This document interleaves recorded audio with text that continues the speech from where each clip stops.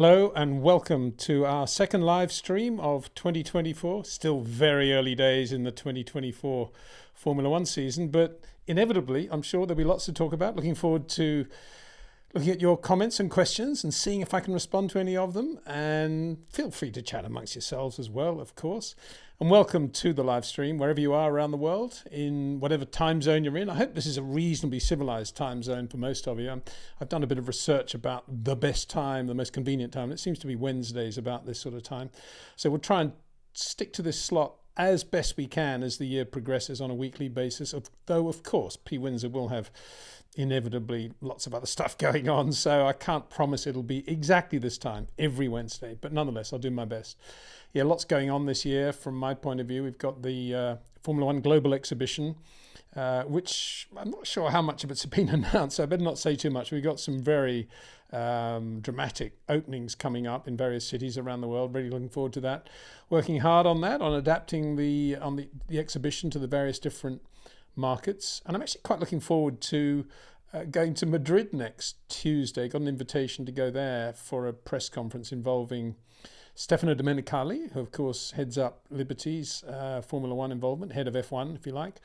And it's at the exhibition centre where the Formula One Global Exhibition was staged last summer. There were a few rumours then that maybe they were going to try and put on a Grand Prix, move the Grand Prix to Madrid, and it was going to be some sort of street race in that area, that exhibition zone of Madrid. And lo and behold, we got a press conference next Tuesday. So I'm going to go up there and I'll report back as to what that is. Your guess is as good as mine, but it could be that the Grand Prix is coming back to Madrid, or maybe there's going to be two Spanish Grand Prix. I mean, Barcelona's been around a long time, that circuit and that race. I would presume that it's in good shape. The only things I've ever heard about that Grand Prix are they do have quite a lot of problems with noise for the local farmers and noise pollution, I guess they call it. And I think they have to be paid quite a lot of money in compensation over the Grand Prix weekend. Although I wonder if that's still the same with all these hybrid Formula One engines. I don't know. That was certainly the case 4 or 5 years ago. But I love that race in Barcelona. It'd be a shame if it does go. But equally, would be pretty impressive if Formula One returned to Madrid. I say return to Madrid because Pedralbes, Montjuic Park and Jarama have all hosted Spanish Grand Prix in the Madrid area. So was Pedralbes? No, Pedralbes I think was Barcelona. Excuse me. Yeah, it was Jarama and just Jarama really so far, isn't it, in Madrid? So yeah. Anyway, if they come back, they'll be returning to Madrid anyway. So that's something of interest, I think, and we'll see what happens there. So before I get on with questions, the usual thing, I'll just a couple of things that have occurred this week. Last week, sadly, we lost Gilles de Ferran. I spoke a little bit about that. And this week, we lost John Webb, who some of you may not have heard of. Ripoll, he was in his 90s, and he'd been around a long time. Brilliant motor racing innings. And I got to know John Webb very well in the 70s and 80s. But he'd been doing a lot in motorsport prior to that. And to my mind, I hadn't really thought about John for quite a long time because he sort of disappeared off the scene. I think he left the UK and I think he was living in somewhere like Madeira. I may be wrong. But he was a real prime mover of everything when he was in his prime. And when he was in his best years. And very intelligent guy, did a lot for motor racing, and I just, the thought struck me that we didn't give him enough credit, I think, for what he did in motorsport. I was going to say British motorsport because he was best known for heading up motor circuit developments, which owned Brands Hatch, Snetterton, Alton Park, Mallory Park, all the good British circuits. And of course, at that stage, Brands Hatch was staging the British Grand Prix as well. So John was right in the mix of Formula One at that point. And also but before that, he was very much an entrepreneur extraordinaire. Apart from being a very good journalist with an astute racing brain, in my view, he also, amongst many other things, started a company called Webb Air, which released, I don't know, I guess they were DC3s, DC6s maybe, for the Grand Prix fraternity to travel to races like Portugal and Morocco when they were on the calendar in the late 50s. And everybody flew Webb Air for quite a long time, and then it didn't sustain its profitability, so he had to let that go. But that just shows the sort of thing that John Webb got up to. And real live wire, actually. And when I first started working for Autocar in the mid-70s as the sports editor, I remember Ray Hutton, the previous sports editor who was now editor, saying, "Oh, you need to keep on the right side of John Webb, important guy, really, really important bloke."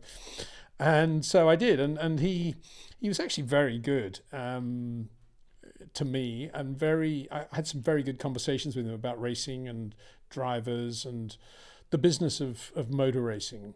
But the one of the most important things he did was Motorcycle Developments was owned by Grovewood Securities. I think he did that deal, actually. And so the Grovewood, it was a bit like, if you like, Liberty today, or indeed when Octagon bought everything off from Grovewood. But he instigated the Grovewood Awards, which later became what we now know as the McLaren Autosport Awards, or the Autosport Awards. I'm not sure if McLaren is still involved.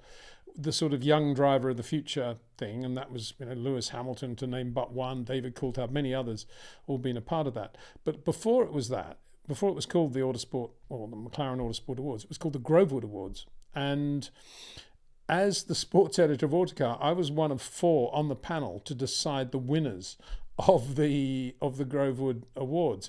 It was nothing like as big as it is now. I think from memory it was something like, when I was on the panel, it was like £2,000. I think £1,000 went to the winner, 500 to the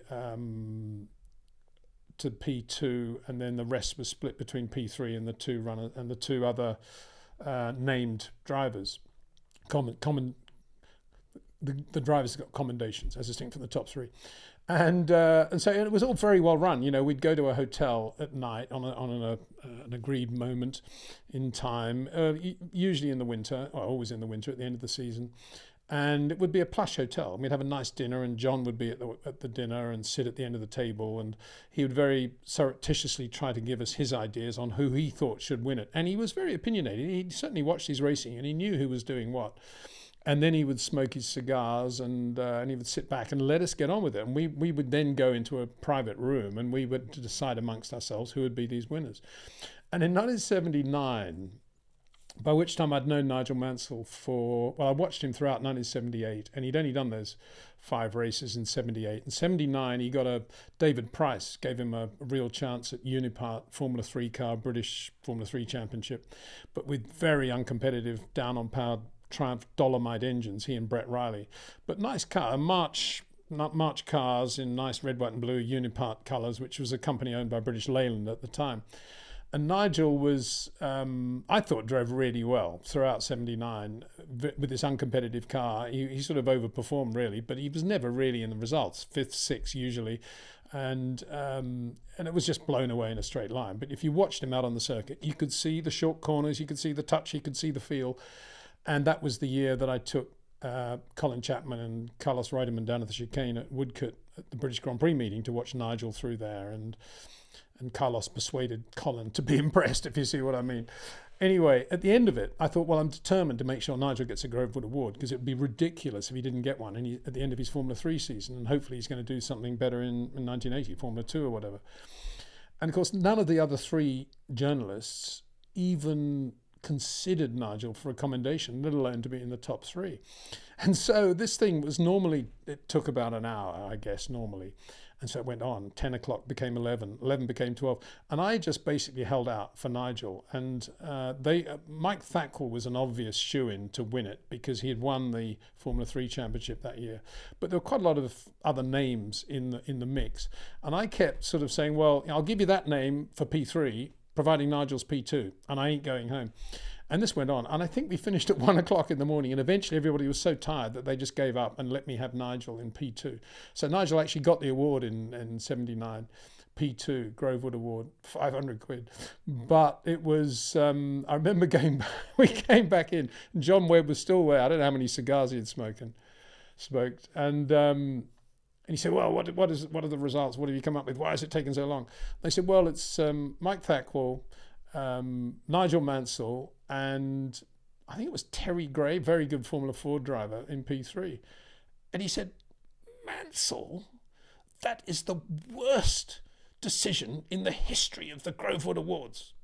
But at least he was opinionated, as I say. And so anyway, and guess what happened? I mean, at the time, everybody said, oh, well, Mike Thackle, he's obviously destined for stardom. He's a total megastar. Mansell, a reasonable amount of talent, probably not going to do very much. And it just shows, what can you say, really?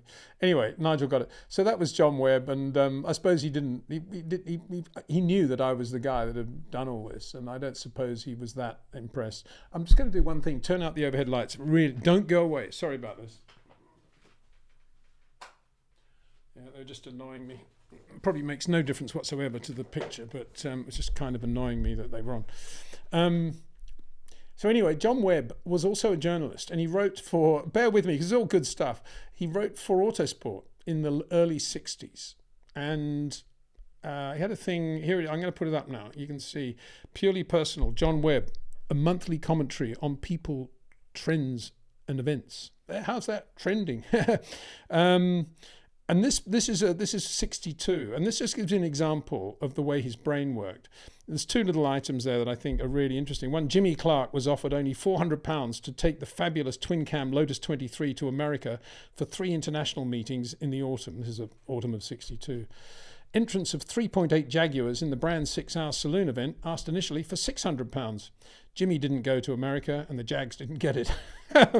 But, John Webb, not many journalists at that time spoke about the business and the money in Formula One. And, I think that gives one example. And the other one is that on the right there is, he talks about the most improved driver of 62 must be surely the 27-year-old Mike Beckwith of Twickenham. With a minimum of fuss and bother, he's chalked up for Norman racing bright red Lotus 23 at 62, a total of 21 class and outright wins, 5 seconds, 1/3.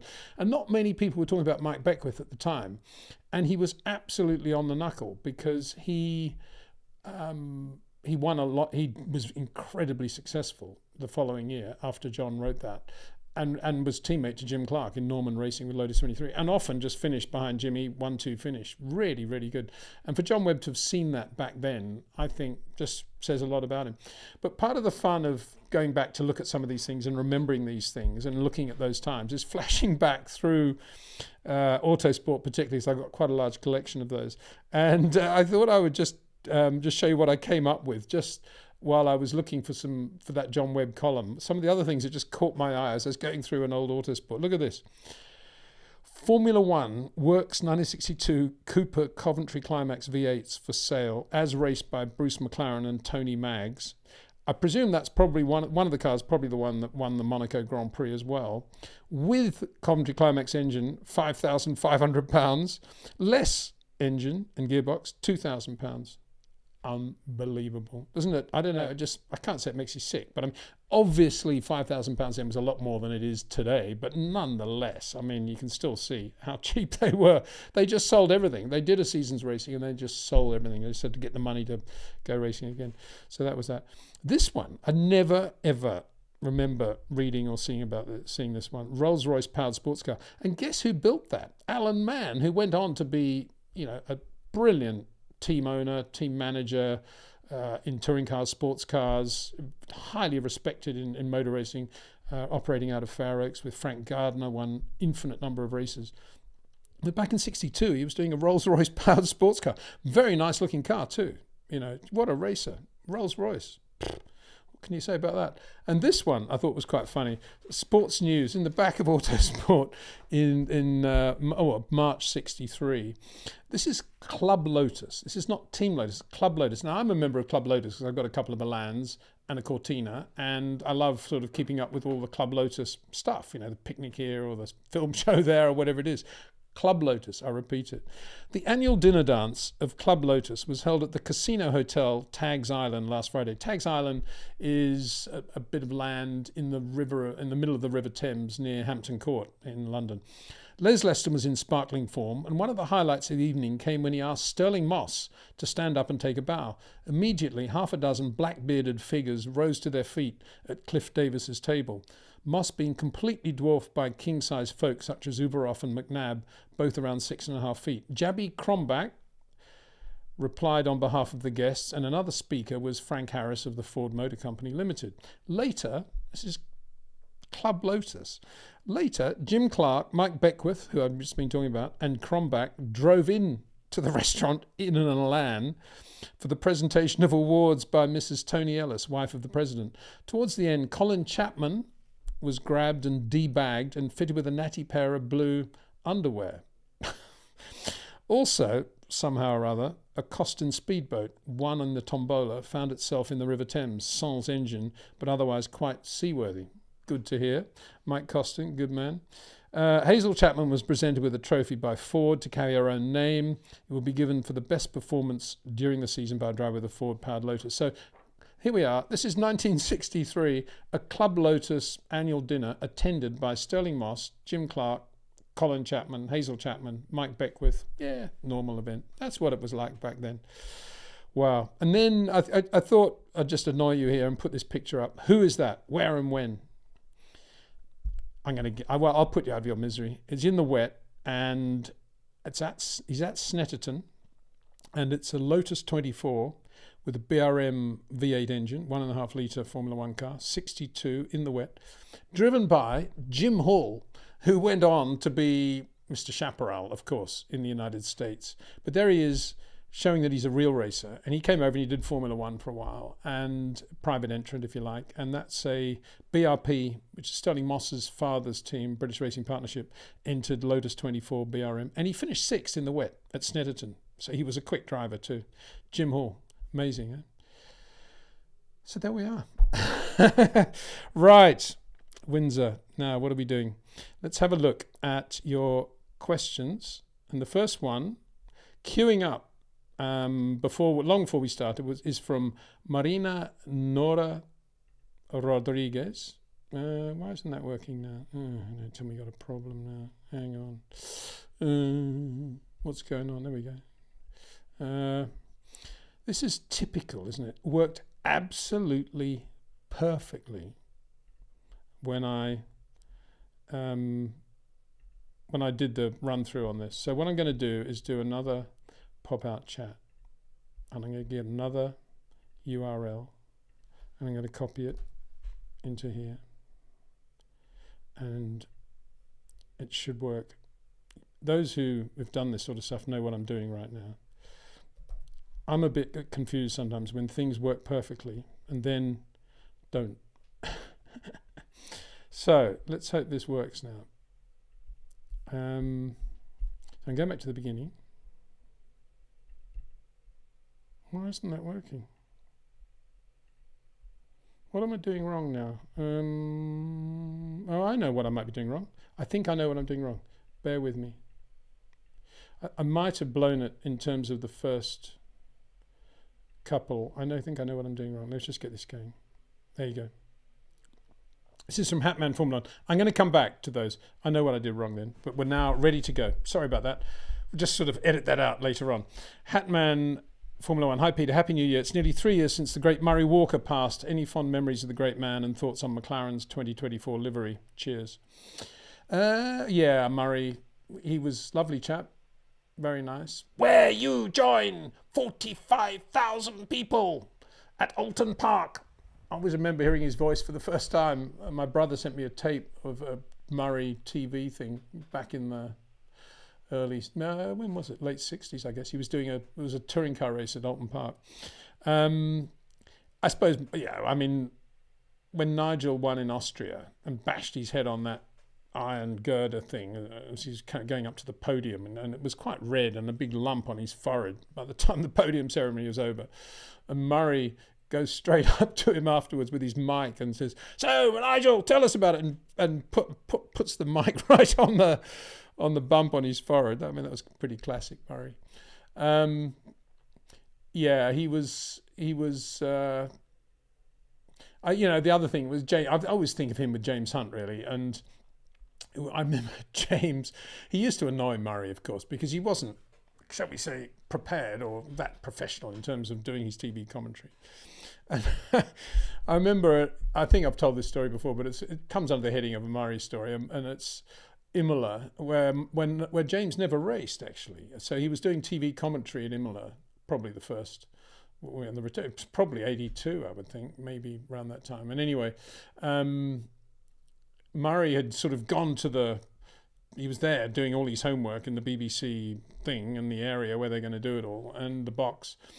And James, it was like literally the cars were just going out of the pit lane onto the grid, and I was sort of running over to the pits to sort of go down to the start.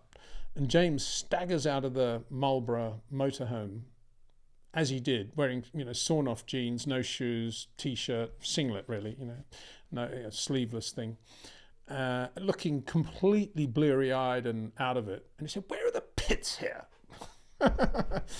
And I know he did have a few moments with Murray on things like that. And actually, just speaking of James, I was browsing through his autobiog before we went live, and there was a bit here I thought I'd just read out because it's quite interesting, actually. It's typical James, but it just shows how things have changed. We take drinks for granted. Occasionally a driver says, "Oh, I had to do the whole race without a drink. What a drama." Listen to this. This is James. I guess it's 76. He's driving for McLaren, and he's talking about the drinks that they're trying to introduce as something they should have during the race. And James says, "When the pressure was off, I had a sort of release in tension, usually when I was driving a Formula One car, as though my body was physically loosening up. And although I was never actually sick, it made me dry retch. So whenever I got a clear lead and I'm driving to finish as opposed to racing, the same thing happens." Weird, eh? It's when he's just sort of slightly relaxing. "We thought that if I could wet my mouth during the race, it might help to cure the problem." So we experimented with a bottle during practice for the German Grand Prix. The plan was that I would take a drink on the straight at the Nürburgring, the only place I had the time to do so, and then blow back down the bottle until I could feel it bubbling and the line was clear. At the Nürburgring, you're doing 180 miles an hour on the straight, and then the track goes, this is typical James, wiggle, wiggle, wiggle, brake. And you're as busy you will ever be in a racing car. Right in the middle of the busiest bit, a half pint of orange juice came straight up into my face. The whole lot, up the tube and all over the place. We carried out a series of experiments after that, but we never really got it exactly right. I still have to sit there for half the race chewing on the tube with my tongue over the end of it. Just shows what they went through when they were just trying to introduce drinks into Formula One. Amazing. It's James Hunt's autobiography. Really good book. He did that with, I think he wrote that with Keith Botsford from memory. Very nice book. I've actually got here, that's the invitation that was sent out for the launch of that book. There you go. James Hunt has the pleasure of inviting Peter Windsor to Strawberries and Champagne al fresco at Wedgies. Yeah, it would be Wedgies, wouldn't it? A nightclub. 107 Kings Road, London, SW7 at 4 p.m. on July 13, 77 to launch his book, Against All Odds. Brilliant. James Hunt, there he is. Miss him a lot. What a guy. Lovely guy. Miss his brother Dave too. I miss the whole Hunt family. They used to live in Sutton, big old house there they had. Anyway, have I got this sorted now? Let's have a look, see where we're at with this chat. I'm going to try and get back now. Yeah, we go. Marina Nora Rodriguez Huith. Hi, Peter. I hope you're doing well.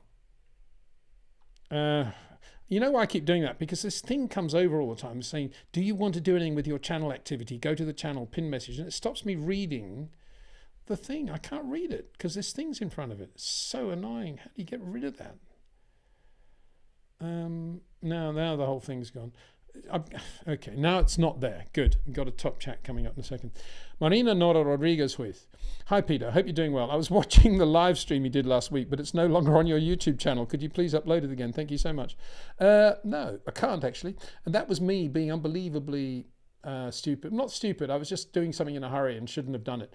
But to cut a long story sideways, I did, to get all this chat thing going, and as you see your name there and that question coming up, I did about 10 or, I think I told you last week, about 10 or 11 sort of rehearsals just to get it to work. And to do that, you go live, but privately. You don't do it so it's actually live to be seen in public, but you've got to go live. And yesterday, actually, I was clearing through my channel, and I noticed I had sort of 10 or 11 of these things in my channel, which were just tests. So I was just deleting them all, and I suddenly deleted the live stream from last week. And there is absolutely no way you can bring it back. That's why I immediately, I don't know if it's of interest, but I immediately then put out the full video of the interview with David Brown, Nigel's race engineer. And also you can find that on my new podcast called Short Corners. And it can be heard on Spotify, and at the moment Spotify and Amazon Music. I think it'll be on Apple soon as well. So I've got that and the Darren Heath one. I'm going to put a lot more up there. So I've got a official podcast channel now, and it's called Short Corners. So yep, the merch is going to come. So I'm sorry about that, Marina. If you actually wanted to listen to me waffling on, it's gone forever. But you can listen to David Brown. So I'm sure he's much more interesting than I am. So thank you for that. So I've done that one, Hatman. Nicola Losa. Hi, Peter. Thank you for your great content. Could you please give your opinion on Beloff? Some say he was the best sports car driver of his time. And could you... Why is this not showing everything? Could become great in Formula 1 too. Yeah, I knew Stefan very well. Lovely guy. Very nice. Just polite, nice, funny. You know, a bit of a kid still. Well, he was very young, very young. Love, just a great guy and super quick. I never really thought of him as... I know he did a lot of sports cars with Walter Brunn and then the factory Rothmans Porsche, but I never really just thought of him as a sports car driver. I thought of him as a mega driver who, in the right car, could win Grand Prix and World Championships. That's how I always perceived him. Saw him first drive in the Maurer F2 car at Silverstone in the wet. He was really quick. And then watched him race pretty much every race after that, and especially in the Tyrrell, he was phenomenal. Terrible accident at Spa at Eau Rouge in the Rothmans Porsche. Just, you know, terrible. I mean, they're not the first driver, sadly. We've lost at Eau Rouge, but that was going down the hill, if you like, with Jackie Ickx, and they just went through the left and then into the right, and they just touched, and he went off into the barrier on the outside. Very, very sad. Terrible. You know, luckily, very pleased to say that obviously things are better there than they were, a lot more runoff area, but still a very dangerous place, and terrible to lose him in that sports car. But yeah, of course he was a great sports car driver, but then anybody quick in Formula 1 was a good sports car driver, really, including Jochen Rindt. As I said, you know, he won Le Mans. People would say, oh, Jochen Rindt was hard on cars, but he was Ronnie Peterson was a great sports car driver, partner with Tim Schenken at Ferrari, of course. So thank you very much for that. This is Frag Dude. Was the MGU-H a failure given its development cost? This is so annoying. I just can't read it. I'm trying to press the screen to get rid of this ridiculous set of options that keeps coming up that prevents me from seeing the question that's on there. I'm going to have to read it on the screen. Here we go. Let me start again, and it's going to be nice and clear now. Frag Dude. Was the MGU-H a failure given its development cost, effect on exhaust sound, and now its deprecation and lack of actual commercial uses? Well, I suppose it served its purpose in that it got Formula 1 on the hybrid road, and that now leads down towards 50% electrification. Now, whether you agree with all that stuff's another matter, of course, but if that's the way Formula 1 had to go, say the powers that be, because of the commercialization and the business, then I suppose it served its purpose. But you've got to look back at the times of what Formula 1 was doing then, and it was basically a Jean Todt, Bernie Ecclestone standoff, and Todd had been left out to dry over the Bahrain Grand Prix that many people felt shouldn't have been held then when there was a civil war going on, and Bernie had said, yeah, do it, and then Todd had got there and was quite embarrassed by the whole thing. So rather than being closely rather than working harmoniously as Bernie and Max obviously did, suddenly Bernie and Jean Todt were not working closely together at all. And to me, Todd's decision to go that radical route with the Formula One engines was part of that. Well, Formula One's going to be struggling and it's going to be very expensive, but that's the way for the future and I'm going to do it. And I'm not sure Bernie was ever really happy about going that route. And so when I think about the hybrid thing and that word MGU-H, which as we see is not in any way part of the vernacular of any of the road car manufacturers today, I always think of that, that fight between Bernie and Jean Todt, and that was the result of it. It was unbelievably complicated, very unreliable initially, but above all, incredibly expensive. We went from V10, V8 engine package deals that were costing 10 to 12 million for the year to overnight 23, 25 million for the same package for the year if you're a customer from Cosworth or from Mercedes. And so there you go. It just, put Formula One in a big spot. And I think Jean Todt was probably quite pleased about that because of the drama that had been going on at the time. I think looking back now, they'd all say, oh, well, it's a good thing for the sport. We did this, we did that. But I agree with you. We lost the sound. We lost a lot of reliability, and we lost a lot of close racing that came with V8s and V10s, which was super reliable and did the job in virtually every respect. So, I don't know. Was it a failure? Not allowed to say that about anything to do with, saving the planet, are you? Next question is from McD. Hi, Peter. Best wishes. If the RB20 doesn't perform, can they go back to the RB19 and will it still be the fastest car? It's a good question, actually. I think they can. I mean, I'm sure there are a couple of areas where they've had to, where the regs have changed, probably safety areas. I don't know. I haven't done my homework here. If they could, I don't think, normally you can't run the same monocoque because the safety, the crash structure thing's changing and they need to have a new crash structure. That's usually the case, and I think it's probably the case for 23 to 24. So suddenly the 19 wouldn't be homologated to the 24 regulations. So I think they'd be stuck with what they've got. I mean, in terms of the cost cap, assuming they could do that technically and with the rules, from the cost cap point of view, there would be no issue doing that. If they're still operating within the cost cap, I don't think there'd be an issue. But I don't know of any teams that I've heard of that are actually just running last year's car. So, I mean, you could argue in a way that, in this world where we're trying to save as much money as possible and we've got these new regs coming in for 26, wouldn't it be logical actually to allow the teams to run the previous year's car if they really wanted to? Interesting point in terms of, saving money. But yeah, good question. I'm going to get Craig Scarborough I'm going to be doing stuff with Craig when the new cars come out, putting videos out. So Craig will definitely be able to put us straight on all of that. Eli Zahib. I hope I pronounced that correctly. Not an easy word for an English guy like me to pronounce, but anyway, I did my best. Hi, Peter. Thoughts on Toto's renewal till 2026? Do you think he will transition the team into the new regulations, then step down? Who would be his best successor, in your opinion?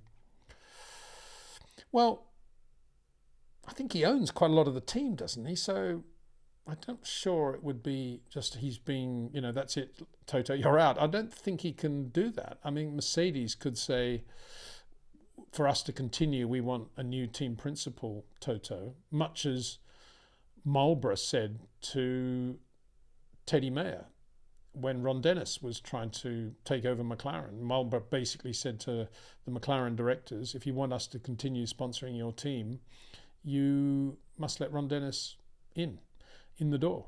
And they did. And the rest is history, Sir Ron Dennis. But I'm not sure it's the same situation with Toto. Last I read, he owns quite a lot of that Mercedes Formula One team. Whether or not it's actually called Mercedes in terms of the ownership of the shares or something else, Toto Wolff Enterprises, I don't know. But I'm not sure that anyone can get rid of Toto from that team. But have I got any thoughts on who would be good at taking over? No, I think Toto, as I've said all along, I think he's done a very good job of raising money, i.e. Mercedes, and keeping them happy and getting them to continue to spend money and to bring new companies into the sport. So commercially, which is ultimately the most important job of somebody in Toto Wolff's position, he's done an exceptionally good job. Obviously, in the last 3 or 4 years, the car has not been very good. Now, whether you blame, I mean, of course you partly blame Toto for that, but not 100%, because the people he used to do the 22 car were the people that had won how many world championships, 5 world championships or whatever. So that has to be, those two things have to be weighed up. And the only thing I would say, in my opinion, and I've said this many times, in my opinion, I think he made a mistake getting rid of Valtteri Bottas and replacing him with George Russell. Not because George isn't quick, just to reiterate the point for the millionth time, he's absolutely quick, and that is the problem. If you've got Lewis, who's the most, one of the most impressive drivers of this era, and who's got his world out there, 7 world championships and a huge footprint in terms of just being a star, then you don't cramp his star with somebody as quick as George. That would be in the same way you wouldn't put George in the other Red Bull. Exactly the same thing. So that I think is for me, that's the error that he's made. In terms of getting the best from engineers, and it was a bit odd, really, wasn't it, how the Paddy Lowe thing panned out, because he was very into Paddy when Paddy was at McLaren, and Paddy went to Mercedes. He was about to go to Williams then, actually, and Toto Wolff persuaded him to go to Mercedes instead.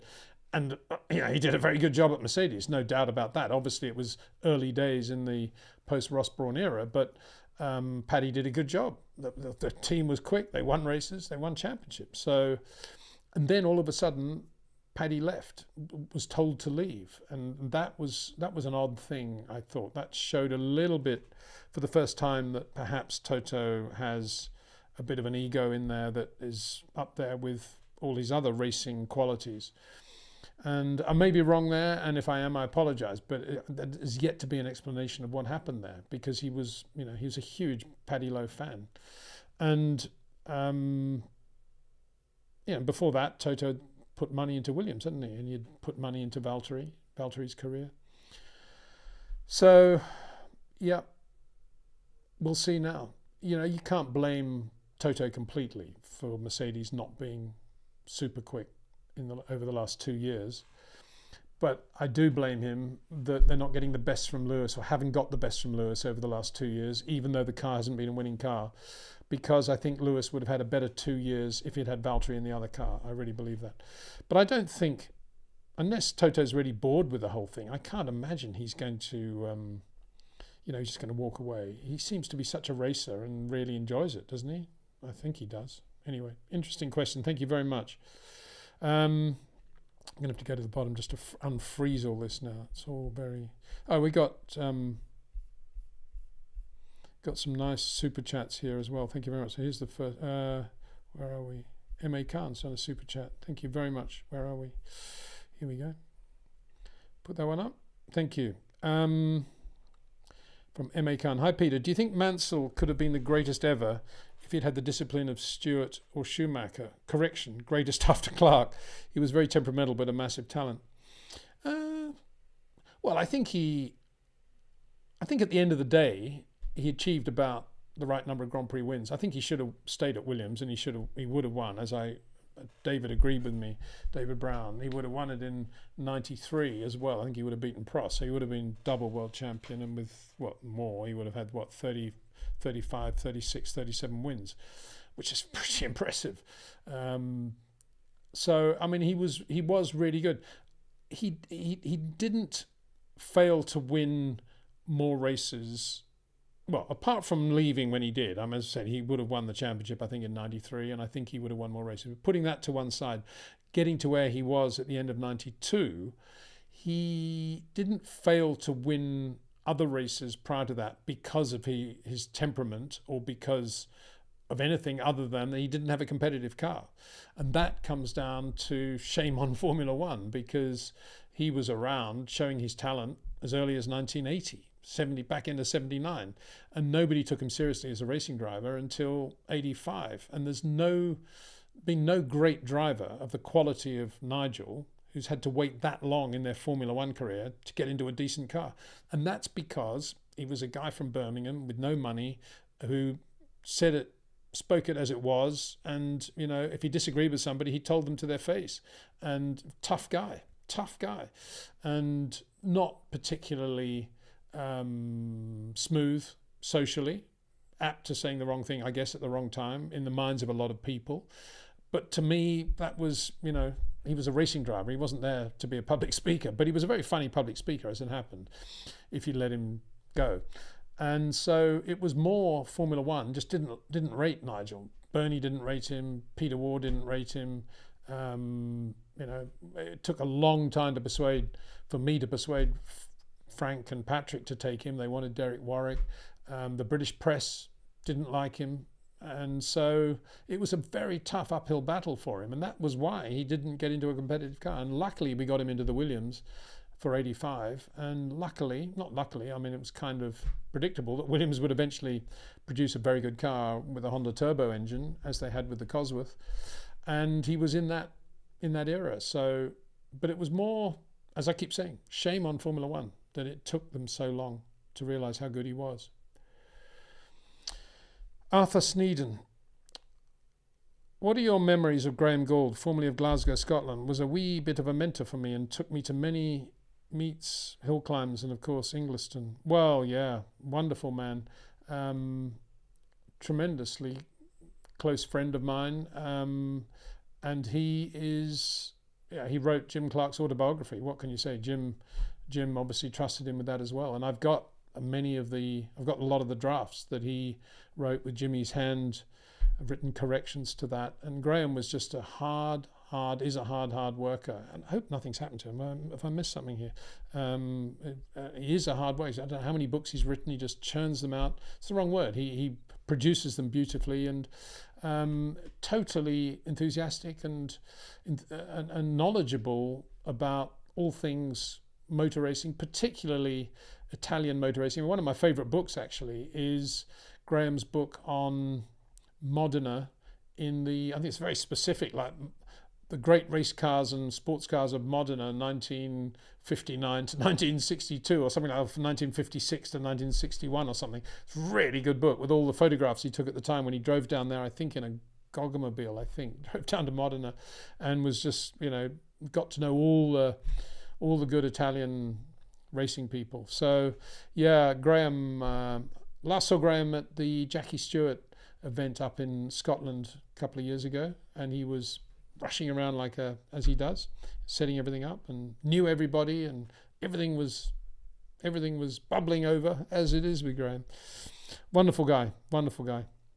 So yeah, thanks for that question. So I've got to get my man Vinny. I've got to get Vinny to sort out this thing. I don't understand why it's. I have to go back now because I jumped down to M.A. Khan, who very kindly did that super chat, and now I'm going back to where I was. So, a lot of questions all of a sudden. That's good. Let's have a look. Quite hot in here, actually. Okay. Lucas Noxio. Hey, Lucas. Thanks for the question. Hey, Peter. In the past years, Lewis has always said that he doesn't like the sim and therefore barely does it. Could this have been a reason for Merck's downfall so far? It seems during the season he started doing more work in the sim. Maybe it gives Merck another boost. Could this be the same complacency Lewis experienced once in 2016 when he got outworked by Nico? Just going back to where I was, because the third one was frozen, because I know there's a third part to that. Here we go. It seems Max and Alonso never stopped racing DTM, GT Simulators, karting, etc. Yeah. I think 16 definitely. He felt that Nico had found an advantage, not only in the sim, but just in his focus on a lot of things that were in the driver's control, homework, if you like, and he needed to up his game in that area. And I think he did that. And I think he's still got that same mentality. I'm not sure that, and I'm pretty sure that Lewis, and I think it certainly was the case with Kimi, and I think it's the case with Max. I think they feel that the sim is great for a lot of things, but isn't actually great for driving the lap, because you can't actually touch and feel the surface of the road, and you can't actually feel all the dynamic weights that are going on, regardless of how advanced the sim is. And so I think when the sim is, put it this way, Ron Dennis phoning David Coulthard to say, come up to the sim, David, and David would go up to McLaren and be in the sim for, I don't know, a week or whatever, and then he'd ring Kimi, say, Kimi, do you realise David's been in the sim all week? And Kimi would go, oh, really? Okay, see you in Melbourne. And Kimi would win the race, because it is about, I think the sim, you've got to choose what you want to do. And I think if probably Lewis has been taken out of context, because I'm sure he does sim work when they need to go through procedures and systems on the car, and maybe learning new circuits just to sort of get an idea. But actually to do anything to work on his driving, I'm sure Lewis doesn't rely on a sim for that. And I don't think any of the great drivers do. And I think that's pretty much the way now. Drivers just below that level probably do quite a lot of work on the sim. Let's think of Yuki Tsunoda probably does, and probably does a very quick lap of whatever circuit on the sim. But it's not the lap that needs to be driven. It's a sim lap.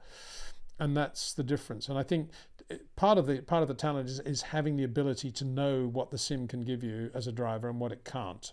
And I suspect Lewis falls into the category of knowing exactly what he can get out of a sim and not.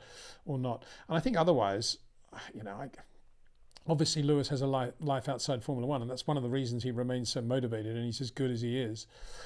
And is he as dedicated as he should be? I'm sure he is. Yeah, I'm sure he is.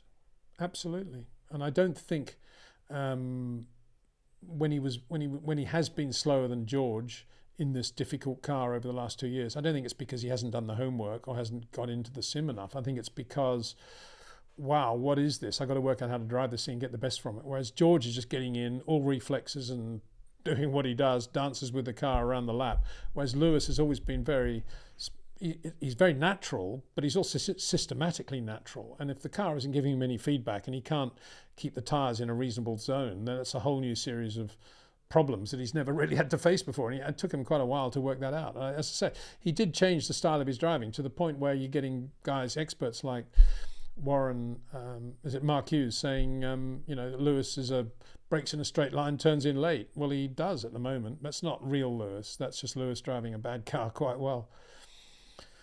So good question. Thank you very much. Cosmos Trek. Peter, do you think when Williams refused to pay Mansell and he refused a last-second contract on live TV was the downfall of Williams? Also, when they refused to give Newey ownership of the team? They didn't refuse to pay Nigel. And no, none of that happened. I mean, what happened was,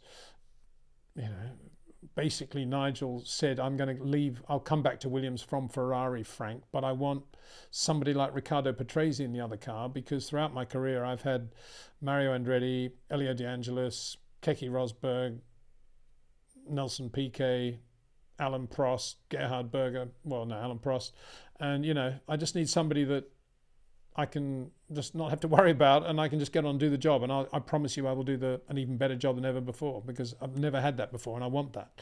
And Frank gave it to him. So in Nigel's mind, that was the way it was going to be. And he couldn't believe it when, without saying to Nigel, look, I'm sorry, Nigel, I'm going to have to get rid of Ricciardo because Elf or Renault or whatever really want me to push for Alan Prost. And I realise he's a guy that you probably wouldn't want to have in the other car. So I'm telling you now up front. He didn't do that. He just, Nigel found out about it once Prost had signed, and he found out it through the back door, and he just went into a blind rage and said, right, I'm out of here. So it wasn't a question of refused to pay Nigel. He was paying Nigel pretty well, but it was that he had signed Prost. Did if they'd given Adrian ownership of Williams, a shareholding of Williams, would Adrian have stayed at Williams all those years? I doubt it. I really doubt it. I think Christian Horner has done a really good job of making life a lot of fun for Adrian and letting him do exactly what he needs and wants to do in racing and life, and therefore gets the best from him in his all that time in Red Bull. I don't think Frank would have managed Adrian that way, and I don't think Patrick would have managed Adrian that way, and certainly Patrick wasn't going to condone that either, giving shares to Adrian. So at that time there's no way that was going to happen, and even if they did, it wouldn't have been a happy ride for Adrian. And I think he would have left and sold his shares back to Frank and Patrick within a year or two if he had stayed. That's only my guess, but it'd be interesting to ask Adrian about that one day, I suppose.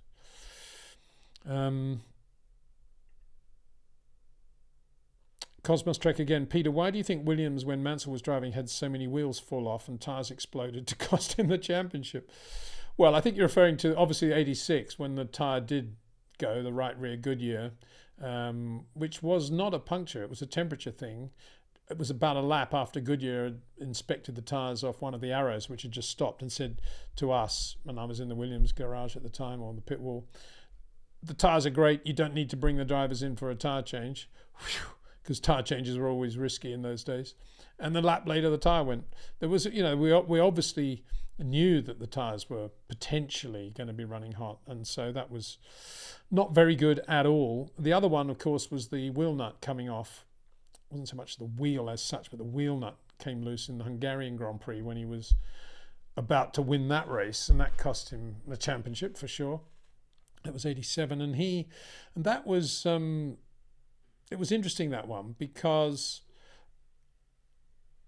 Nigel had got this vibration in the 87 British Grand Prix, and you'll recall that was the race when he did come in for a new set of tyres, and he went out and caught Piquet, made up the sort of 25 seconds on Piquet and won the race. Brilliant drive by Nigel, unbelievable double dummy pass going into Stowe Corner.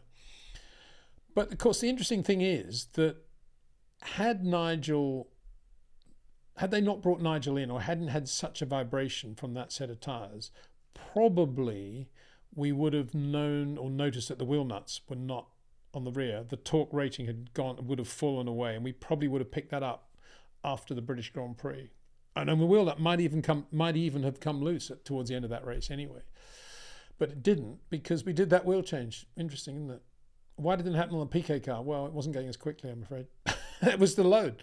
And of course, the other thing was there was a very high torque rating on that wheel nut on that car. And that was a function of a rear suspension layout. Patrick Head will probably get very annoyed when I say all this, but it was a rear suspension layout that was, been basically evolved correctly from 06 onwards, and it was just very stiff and very, very high torque on the wheel nut, and that's why the wheel changing took so long on a Williams as well. Whereas the John Barnard car had much lower torque rating on the nuts, and they had much faster wheel changing on the Ferrari and the McLaren going into the 90s, and that's that was a lot of things all came together. Interesting times. But anyway, what was the Woody of that? Was just things learning. What can I say? We were just learning at the time, and those two things actually, you wouldn't have had that issue with the tyre in Adelaide today because of the Pirelli thing. The Pirellis only last half a race or a third of a race, so that would never have happened. But in those days, you could do a full Grand Prix distance on a set of Goodyears, assuming the temperatures were okay and the wear rate was okay, and that's what we were going to do in Adelaide. So, yeah. Here's another super chat. Thank you. Real Race Talk. Where does a generation of drivers rank compared to previous eras, in your opinion? Well, if you take the generation of Formula One drivers as a whole, I'd say it's probably as high as it's ever been, because there are so many drivers out there in the Formula leading into Formula One, and there are so many ways now that a driver can be pretty good in a Grand Prix car. the sim and with all the stuff that comes from telemetry from your teammate. You can go out and you basically know where you have to brake, where you have to put the throttle on. We're just talking about doing a lap, say half a second off the pace, 3/4 of a second off the pace. I think most drivers can get into that zone pretty quickly. As ever, it's the last couple of tenths of a second that really matter, and that's what we love on this channel, and that's what I often talk about. But to get up to that last couple of tenths, I think there's a lot of drivers out there that can do that because of the systems we have coming through the feeder formulae and from karting upwards into Formula One. And there's so many drivers, so it's a pick of the bunch, really. They're all late breakers. They all love fast corners. They're all pretty good in the wet. You know, they're all late breakers. I mean, for a driver today to think he's the latest breaker in Formula One or in Formula 2 or whatever it is, and I can brake later than anybody else, probably he's just making his corners go on too long. Because anybody, as I've said many times, you know, a guy like Max or Lewis doesn't really think about braking massively late. They just think about having the platform they need in order to do what they want with the car, shortening the corner and extending the straights in and out of the corner. And that's the real art. But in terms of the generation, yeah, I mean, I was reading in the same Autosport, where was it? I think it was Enna. It might have been an Enna race where I think Team Lotus finished first and second. I think it was Jimmy and Trevor, and Count Gauld de Beaufort was third in his 2-year-old Porsche. Wow, you know, the standard. I'm not saying he wasn't very good, but it just wasn't as competitive. There wasn't as much money, and there were a lot of journeyman drivers in Formula One around driving old cars, and so by definition, the standard wasn't as high. So I think this is as high as it's ever been. I feel comfortable saying that. I think, yeah. Right, let's have a look and see what's going on here. I can't actually get this thing now to move at all. What's this one? £10. Headwin John, thank you very much. Hi, Peter. Do you think of a relay race idea to replace sprints? 10 cars start the race, then switch over halfway in the pits and 10 cars finish. The team decides which driver starts and finishes. Well, I'll leave you to float that one with the powers that be. I think when Formula E required drivers to get out of their car and run into another car, is that what they did? I think they did.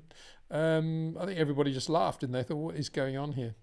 I don't know. It'd be quite funny, wouldn't it? Yeah, I don't know. They used to have relay races in club racing. You see it a lot in Autosports in the early 60s. Relay, Silverstone relay. And yeah, it's a good way of having some fun, I suppose. What about Le Mans starts? Should we go back to that? Or, I don't know. I mean, I've still got this thing about to make things more, if they really want to make things more interesting, go back to P. Windsor's year 2000 feature in F1 racing, which we were told to write something fictitious to bring in the new year, Formula One related. And I pictured the scene sort of 30 years hence, or maybe 20 years hence. Here we are 20 years hence, aren't we? 2024. All right, let's make it 30 now, probably 40. And that was that they have this huge auction, like the sort of Indian Cricket League thing on the Thursday before every Grand Prix. And each team bids for a driver. And it's all the current, you know, the drivers, there's the 20 drivers who are in Formula One. But no driver can do more than X number of races in the same team, and you have to work out how many races there are, obviously, so that would vary according to the number of races in the calendar. And you can't do 2 races in succession with the same driver as well. And you bid for the driver with money, and it's all a massive live television thing. So one race you got Max in a Red Bull at the start of the year, and the next race he's driving for Haas, for example. And then you've got, you know, Nico Hulkenberg in a Red Bull. And if you really want to shake Formula One up, do it that way. Of course, the franchise owners, the team owners will say never, never, never, never. We'll never do that because the drivers are integral with all our planning and our sponsorship, and that's what racing's all about.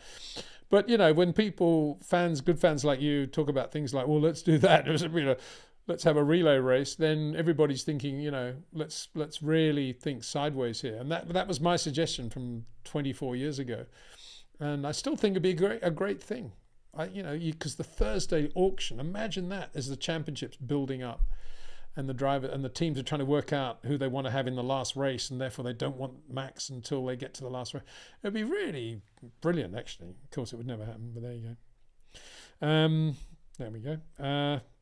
Oh, hang on. Somebody's saying there was a lost wheel for Nigel in the pit lane, 91. Oh, yeah. Well, that was me. Well, it was me. Should I take the blame for that? It's such a long story, that one. Do you want to hear it? Going back to that talk thing. And we did take much longer than the John Barnard cars to change the wheels. And when I joined Williams in end of 90 as team manager, I remember Patrick saying that one thing he wanted to do out of the box was massively improve our pit stop bracket as Ferrari and McLaren. We can't start losing 5 or 6 seconds in every pit stop. So obviously I did a massive amount of research and got into it, and I got a practice hub built in the race shop with where we could practice putting this thing on and off and really try to make that as smooth as possible. And then with Dickie Stanford, I went through the whole routine of wheel changing and trying to look for ways where we could cut corners. And one of the areas where we could cut corners was to not have the drivers put the gun in, the mechanics put the gun in the air when the wheel was clear, but just to have the guys on the front and rear jacks to see the guns coming out and then lower the jack and the car would go. And that saved us a couple of seconds. We did a lot of practice and that saved us another couple of seconds, and we were going pretty well. But then we got to Hungary, and on the right rear on Nigel's car, the right rear nut cross-threaded, and the mechanic, and I won't mention his name because it wouldn't be appropriate, but the mechanic put his hand in to try to manually touch the nut and to get it unthreaded, and put his hand out. And when the guy on the back jack saw the hand coming out again, just trying to sort of do it, he just assumed that everything was right and lowered the car. I was the lollipop guy. I was the guy controlling, when the car could leave. A job actually I really didn't enjoy, but I think I felt capable of doing. I've got reasonably good speed, distance, judgment, and I knew one car from another. I knew exactly where they were going to be in the pit lane and everything else. And bear in mind, this was a time when there were no speed limits and the pit lanes were very narrow. And so my cue that I'd worked out with Dickie and the boys was that when I saw the jacks go down, the car was ready, and then it was just a question of making sure it was the right moment for Nigel to leave or Ricciardo to leave. So I was doing that. I'm watching the traffic. I'm not watching the car. I'm watching the traffic. And out of the corner of my eye, I'm just watching the two jacks. So I saw the jacks go down, and then I know Nigel's ready, and then I cleared Nigel to go, and he went. And of course, the right rear nut wasn't on. It was cross-threaded, and that was that. So that was a result of trying to improve the pit stop system by removing one of the fail-safes, which is guns in the air, means that the mechanic is happy with what's happened and the car's safe to go. I don't think they do guns in the air now, do they? Because they've got the nut in the gun and they just go bang like that and straight out and gone, and it's all lights and they know that it's all okay. So that whole thing's gone away. But then after that, Nigel had, when he left Ferrari, they gave him a 641 Formula One car, 642, and he had it in the showroom of his Ferrari dealership down in Somerset. So after that, I dispatched John Russell, who was Ricciardo's engineer, down to have a look at that car, the back of it, because we couldn't work out why Ferraris and McLaren's pit stops were so much better than ours still. And he went over the whole car with a micrometer. And basically then a lot of that work and those measurements were then put into the next Williams, and that gave us a much better hub upright assembly in terms of having a much lower torque rate, so we didn't have the guns on running like as long as we needed to.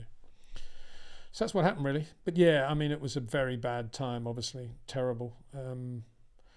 But again, that wouldn't happen today. And for me, the worst moment there was that we at that point, I then ran after the car, making sure, obviously, that nobody was going to kill me. And 2 or 3 mechanics did as well. One of them grabbing a battery, one of them grabbing a jack to try and bring him back, because he was stranded in the middle lane of the pit lane, which was it wasn't even wide enough to be a lane. It was sort of literally only 5 feet wide, probably 6 feet wide, and then there was the fast lane, and then there was the working lane. It was just ridiculous. Pit lane in Portugal, this was, sorry, not Hungary, and I was on the car as well, and I was obviously trying to make sure everything happened, and we got him back, and literally there were cars going past me 3 inches away, over 100 miles an hour, down to the end of the pit lane, no problem at all. And nobody was doing anything. And we got disqualified for working on the car in the pit lane. We got disqualified for working on the car on the racetrack, on a part of the racetrack, which is the intermediate part of the pit lane. And I said to the stewards, well, if that's the pit lane, if that's the racetrack, why weren't there any yellow flags telling these cars to slow down and not pass us at 120 mile an hour? Oh, that's just, get out of here. And nothing, they wouldn't even listen to that argument, which was obviously the correct argument, because they said we were working on the car in the pit lane, so therefore we were out of the race. But they didn't treat it as part of the racetrack. They treated it as the pit lane because there were no yellow flags. Ridiculous. Those were just stupid things, really, weren't they? Whew. Oh, well, yeah. There's a lot more to be said about that, probably. Right. This is freezing up all the time now, this super chat, this chat thing. It's very annoying. It's not annoying, it's working well when it should. This one I've just pressed on the thing. Sean Hunt, hi Peter, do you think that the FIA will intervene if Red Bull dominate the 24 season like the 23 season? No, not really. I think Liberty will Liberty are already saying, what can we do to make things more exciting? That's why we have sprint races, and they're talking about reverse grids maybe and all that stuff. And that we've still got DRS zones, even though in theory the cars can now follow one another much easier than they could prior to the new regulations. They're doing all they can because they think the racing potentially can be boring. But who can blame the whole thing? As I said last week, it's they came up with these regulations in theory to make it much more exciting, to have lots of overtaking and make it much easier to follow the car in front, little realizing that by effectively making everyone design and build a ground effect car, they were just playing into the hands of Adrian Newey, because he's the only aerodynamic stroke engineer who really knew what he was doing and still knows what he's doing. It may change in 24, but they didn't realize that. And so in coming up with this new rule that made it easier to overtake another car, they allowed Red Bull to come up with a car that's basically a second a lap quicker than everybody, everywhere. It's just, is that irony? No, I don't think it's irony. I think it's don't play with something unless it's really broken. And this whole business of we've got to have more overtaking, it wasn't the case. We just had to have a better way of understanding Formula One and making it more appealing in some other ways. But don't start freaking around with the regulations to that extent where you don't know what's going to happen. And look what did happen. That's my take on all of this. Matthew Brown. It's only been 2 years, man. Mercedes had been dominant nearly 7 and 8 years. Yeah, you're probably talking to somebody else there, I think, Matthew. But if you're talking to me, I know I did make that point. So no reason to have to remind me of that. Just going back through, see if I've missed anything else here. Oh, okay, now there are quite a lot of questions that I have skipped through here because it's now unfrozen. I can see all the ones that haven't... that I haven't dealt with. A lot of questions. Thank you very much, everybody, for these. A lot of questions. Going back to... okay, now we see. Cosmos Trek. Peter, about the cap, Zach at McLaren said they could never win another title unless there was a cap. Well... if he said that, it was because he wanted a cap, and he believed. I'm sure everybody that pushed for this cost cap, including Zach and obviously Aston Martin, Force India, and all that lot, Williams, they all thought that they're getting beaten by money, I guess, and that if everybody's running with the same budget, we're going to win. Of course, they weren't getting beaten by money; they were getting beaten by very good people who were spending their money very well. and there's a big difference there. And as Otmar pointed out relatively recently when we talked to him, a lot of teams are still operating under the budget cap anyway. So, you know, I think that people often over stress the importance of money in running a race team. And the classic example of that is BAR Honda, who had everything. They had $750 million, basically, including buying Tyrrell to create that team, which is now the factory that Mercedes operate from. They had the world champion, Jacques Villeneuve. They had the pick of everything. And they were useless because the money was misspent, wrong engineers, wrong way, poor management, whatever you want to say, nothing worked. Had some good people there, people like Jock Clear, but even he couldn't do it. So, you know, it would be, it's not just money. It is about good people first and then money. Well, I said from a team principal's point of view, it's about having the money in order to get the good people. That's really what I'm getting at. And I've said many times, you know, Ferrari had bought Adrian Newey 5 years ago for €1 billion. Adrian probably would have taken the deal and they probably would have won 3 world championships by now and they got all their money back. But they didn't. This is Martin Day. Would you know if a head-up display projected on the driver's visor be legal in F1? If it was, could it then be used to help driver navigate a corner by projecting in real time the perfect line? Well, head-up displays are not, at the moment, they're not legal, and so they use these displays on the steering wheel or in the case of Williams on the dash. And of course, having any driver aid of that sort would be deemed illegal as well. I mean, that's, bear in mind, Rob Wilson has a vest now, which can be head-up display, can be whatever you want in terms of lights, pulsations, vibrations that allows you to drive. It tells you how to drive a Fernando lap or a Lewis lap or whatever lap you want to drive, a short corner lap. But that's not allowed in Formula One because it's considered to be a driver aid. But it is used by Porsche, I understand, with their test drivers and by other companies now. It's a brilliant thing. But they wouldn't, I mean, this is a whole driver aid thing. They have too many driver aids already, probably, you would think. They have active differentials, for example, you know, but at the same time, they're still fairly basic in terms of allowing the drivers to get on with it, in terms of where they place the car, when they touch the brake pedal, when they touch the throttle, and when they touch the steering, and how they touch all those 3 implements. That's still pretty basic. And I think there would be massive resistance from everybody involved in the sport if somebody came up with a system which enabled you to touch all those elements in a more usable, profitable way. Cosmic Trek again. If Red Bull dominates again this year, we've done that one. Sorry, we'll come to that one. It's probably my fault that we're doing it twice. This is from Nicola Losa. Hi, Peter. I have a silly question for you. Best driver from each Formula One decade. Mine would be Fangio, Clark, Stewart, Prost, Senna, Schumacher, Hamilton, and Max. What are your thoughts? So we've got Fangio in the 50s, Jimmy in the 60s, Jackie in the 70s, which rules out Mario, Ronnie, Jochen. Okay. We've got Prost in the 80s, which rules out Nigel potentially, Keke, Nelson. Then we got Senna you put Senna in the 90s because you couldn't put him in the 80s. I mean, sadly, you know, he passed away in 94.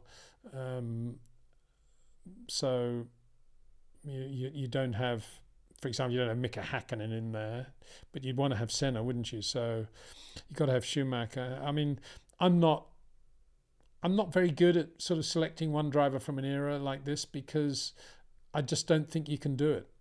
I mean, why would you not? Give me a good reason why you wouldn't have Mario Andretti in the 70s, bearing in mind everything he's done in motorsport, you know, sprints, midgets, IndyCar, NASCAR, and then he goes and wins the Formula One World Championship with Lotus, having rejoined Lotus when they're absolutely rock bottom in 76. he takes them with Colin Chapman into the ground effect era and wins the world championship. I mean, that's pretty impressive. And then comes back and gets the pole for Ferrari at Monza in '82. So that's just Mario. What about Emerson Fittipaldi? I don't see him there. He won 2 world championships in the '70s. But then you'd have to say, yeah, Jackie, wouldn't you? So I don't know. I'm not that keen on those sorts of things because of all the drivers that are not in there. And if you think about the '60s, you've got to say, what about John Surtees? What about Dan Gurney? What about Graham Hill?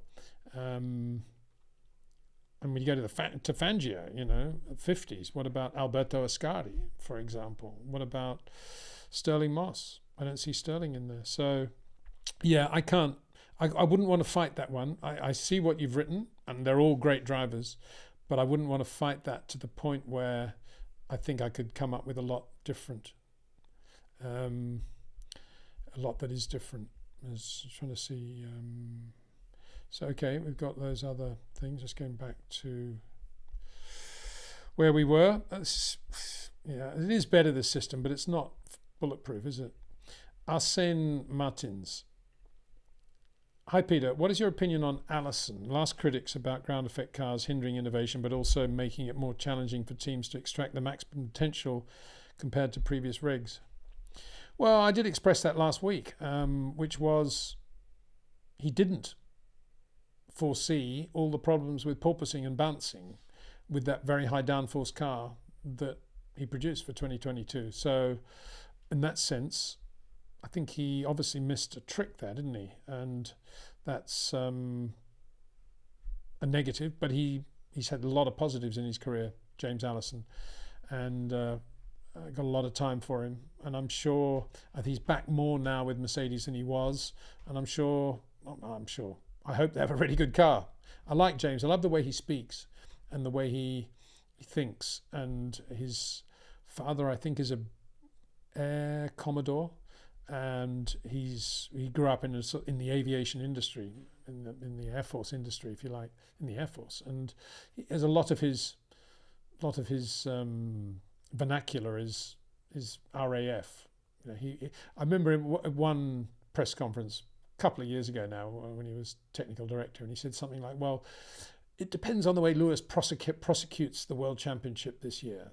And I thought, well, not many people use the word prosecute in its correct form as James Allison did.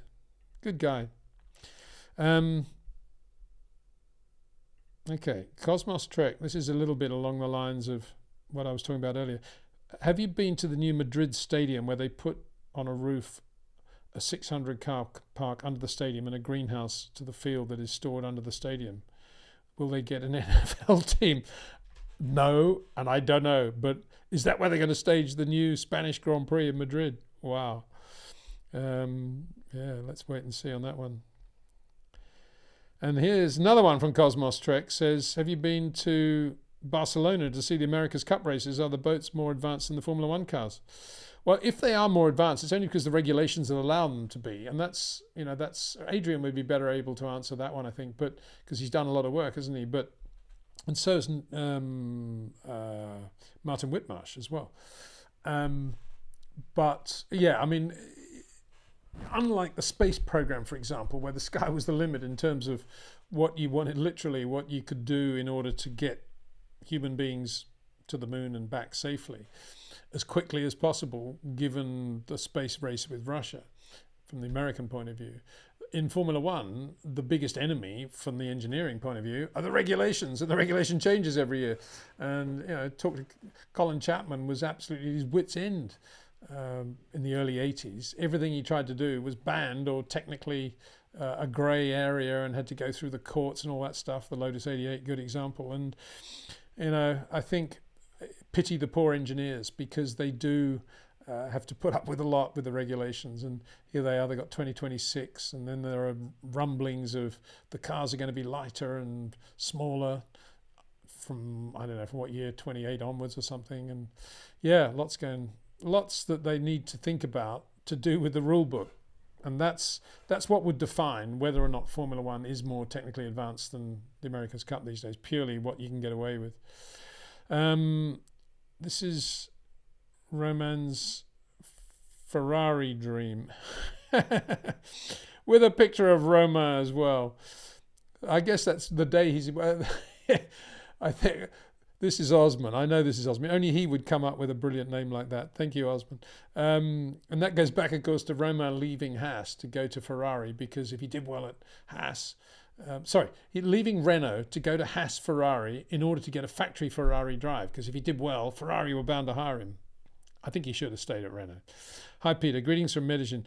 Back after a long absence. We'll message you to catch up. Do you think that Toto's had the chat with George this season, deferring to Lewis? No, I don't, Osman. I don't. I don't think Toto... I was going to say has the nerve to do that, but I just think he would know that. What is the point of saying to George Russell, George, going into 2024, I know you're really quick and I know you could potentially win the World Championship if we got a good car, but I'd like you to finish second to Lewis, please, in every occasion, and stay away from him. Don't touch his car at all in the first laps. And I would just want you to know that our chosen man for the World Championship is Lewis Hamilton. Is Toto going to have that conversation with George Russell? I think not, Osman. Well, even if he did, he would know that George, even before he'd finished that sentence, George would be out the door and probably laughing, I think, as he shut the door in Toto's office. Good question. The mind boggles, doesn't it? It's actually thinking that one through. Could that ever happen? Yeah, right. So... Hi, Peter, says A Malovos and Super 23. Hi, Peter. This is goody. I hope that's a compliment. I don't know.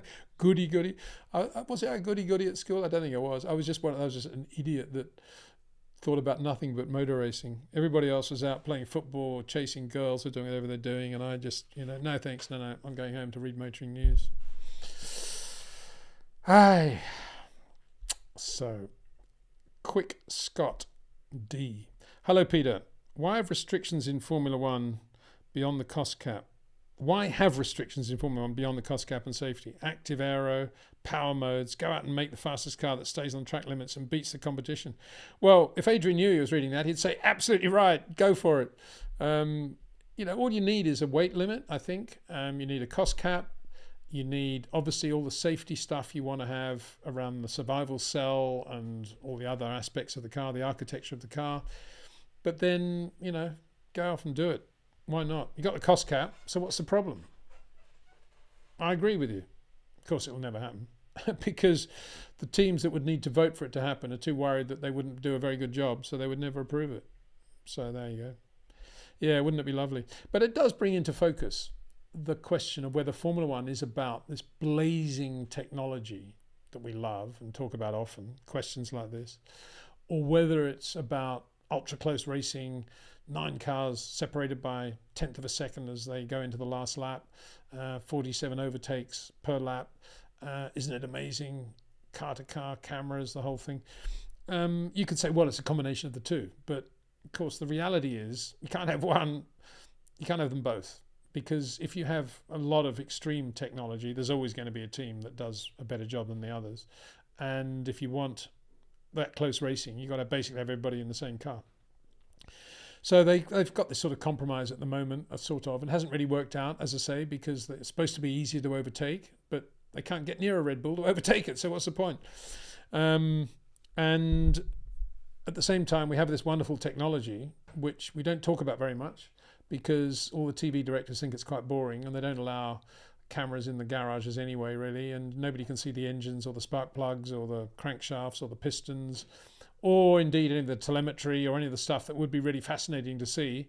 So what price all this technology that Formula One prides itself on? It should be much more available to the public, I think.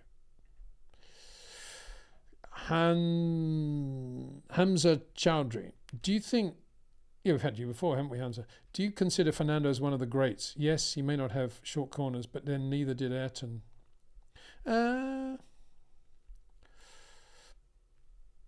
Yeah, I do consider him one of the greats, definitely. I think he can drive a bad car incredibly well, a damaged car even better.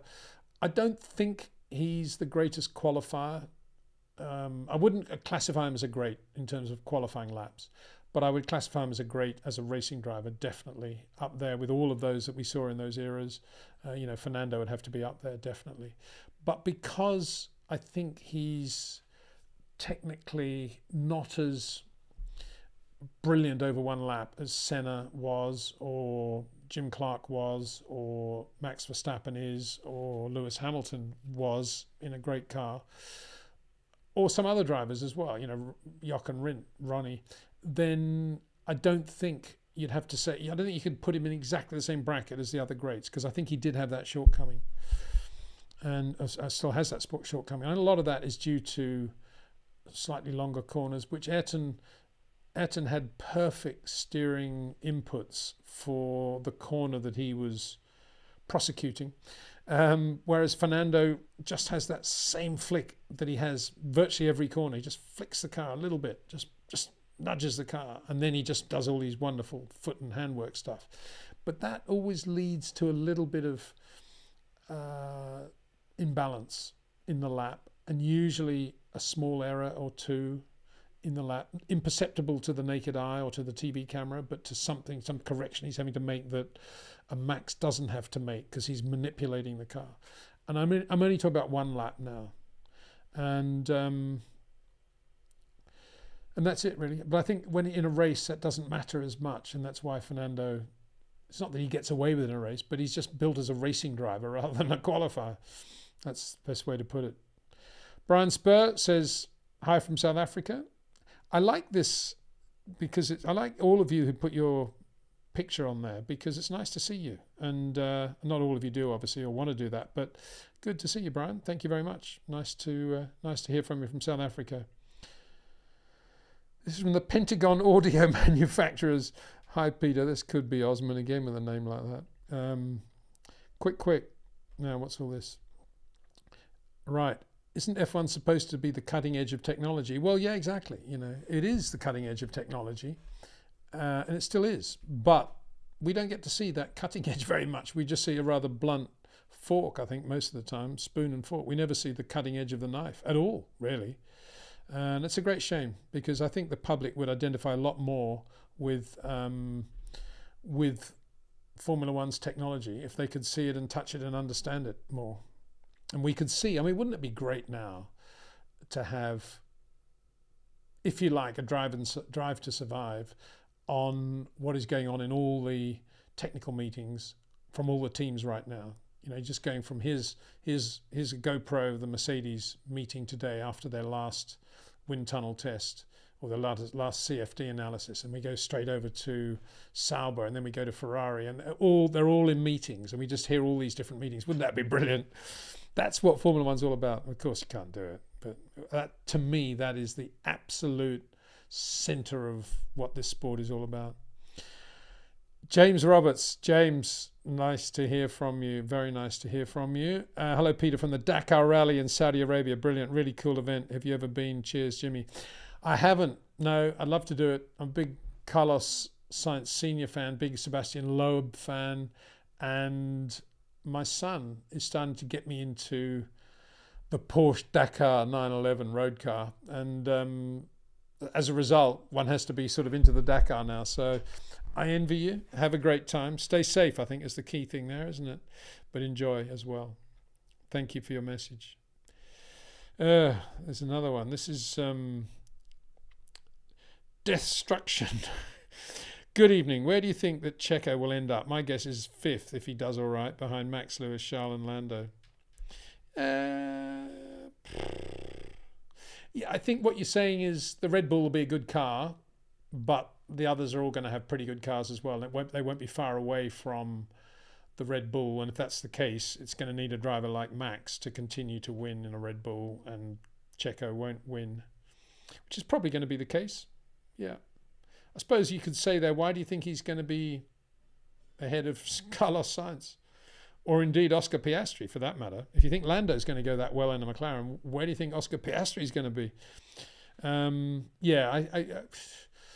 If Red Bull don't have a massive advantage, but they have a quick car nonetheless, yeah, I think the pressure's really going to be on Perez to do the job he needs to do, which is basically to win races whenever Max has a problem, or isn't winning a race, and that's what Red Bull want, or to finish second if Max is having a good day. And that's going to be quite difficult for him to do that this year, I think. You're right. But nonetheless, he's a driver that will get the best from Max, and that should never be underplayed in terms of the qualities of Sergio Perez. He does bring a car home.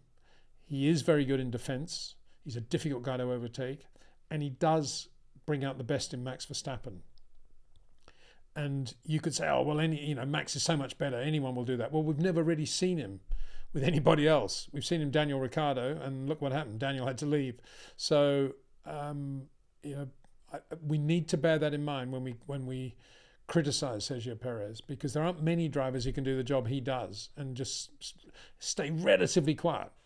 The problem is when he wins a couple of races and he listens to all the Mexican journalists and all the press going on, the local press, and then he starts thinking, I can win the World Championship, and annoying Max and Marco, that's when there's a problem. But maybe he's learned his lesson there, and I'd probably, I'd be surprised if he doesn't win a race in 2024, a race or two, surely. He's not going to be slow around his famous Baku circuit, is he, or Monaco? I would imagine he'll be pretty good. I think we got another top chat here. Let's have a look. Victor Julio, yeah, we have. Thank you very much, Victor. This is hello from Cupertino, California, home of Apple. Looking forward to listening to your podcast in the near future. Thank you very much. We'll hope you're listening to one. Oh, yeah, the podcast. Yeah, well, we've got 2 out. I'm going to put another one up pretty soon. And I've got a lot of videos, actually, that I'm going to take audio from and put those up too. So that should be fun. Looking forward to doing all that. And thank you very much, Victor, for saying that. That's very kind. Right. This is Elfwald saying hi from Reykjavik. Hi. From, Iceland, right? So thank you. Murray Wagnon, hello from Monterey. Wow, this is pretty cool, isn't it? Monterey, one of my favourite places. Pebble Beach. The Bing Crosby. Is it still called the Bing Crosby Open? No, I know it's not. Straight down the middle. But I went there once. I just can't believe it costs $782, I think, to play 18 holes at Pebble Beach. Here, it's €20, 18 holes, mega. On a Jack Nicklaus course. Ibrahim Ogunbemi, hello from Zambia. Hello, Ibrahim. Nice to hear from you. Thank you very much for joining us. Next question. Malovos. Hi, Peter. What role can karting provide Formula One drivers? We sometimes see Alonso putting in the practice much less from other drivers.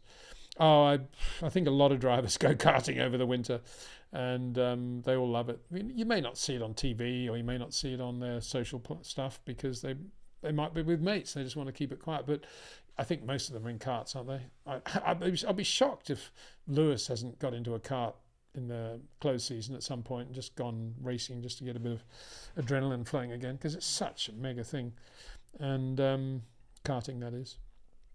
So I think karting is a great thing, because it's all about feeling the movement. Everything's very staccato in a kart and very bouncy, and I don't think you can short corner in a kart, but you can certainly get a feel for everything and make sure that all your reflexes and your balance is kind of okay. Brings me back to Lewis one year when he was at McLaren, but I don't know, 4th or 5th year. It was quite a long break over the winter, and he got the first day he drove the car again for like 2 months or something. He said, I drove it today. Yeah. How did it feel like, Lewis? He said, well, it was good. I realised I could still drive. That's the main thing. Well, that's good. Ibrahim's asking now, do you think if the W15 can match the RB20? Well, I don't know. They don't have Adrian Newey, but they do have James Allison, who's a very, very good engineer. And this, you would imagine, after 2 years of messing around with something that's not very good, they would have got all the answers and know what to do. So all I can say is, yes, I think Mercedes will be right up there. Yeah. I don't know. And I still think even if they are up there, the fighting between Lewis and George, woof, just sends shivers down my spine thinking of it. Herb Pedersen. Hi, Peter. I didn't know that you were in the car with Williams on the day of his crash. I know it's a sensitive subject, but if you want to share your part of the story, I'd love to hear it. Well, it's a long part, and probably not.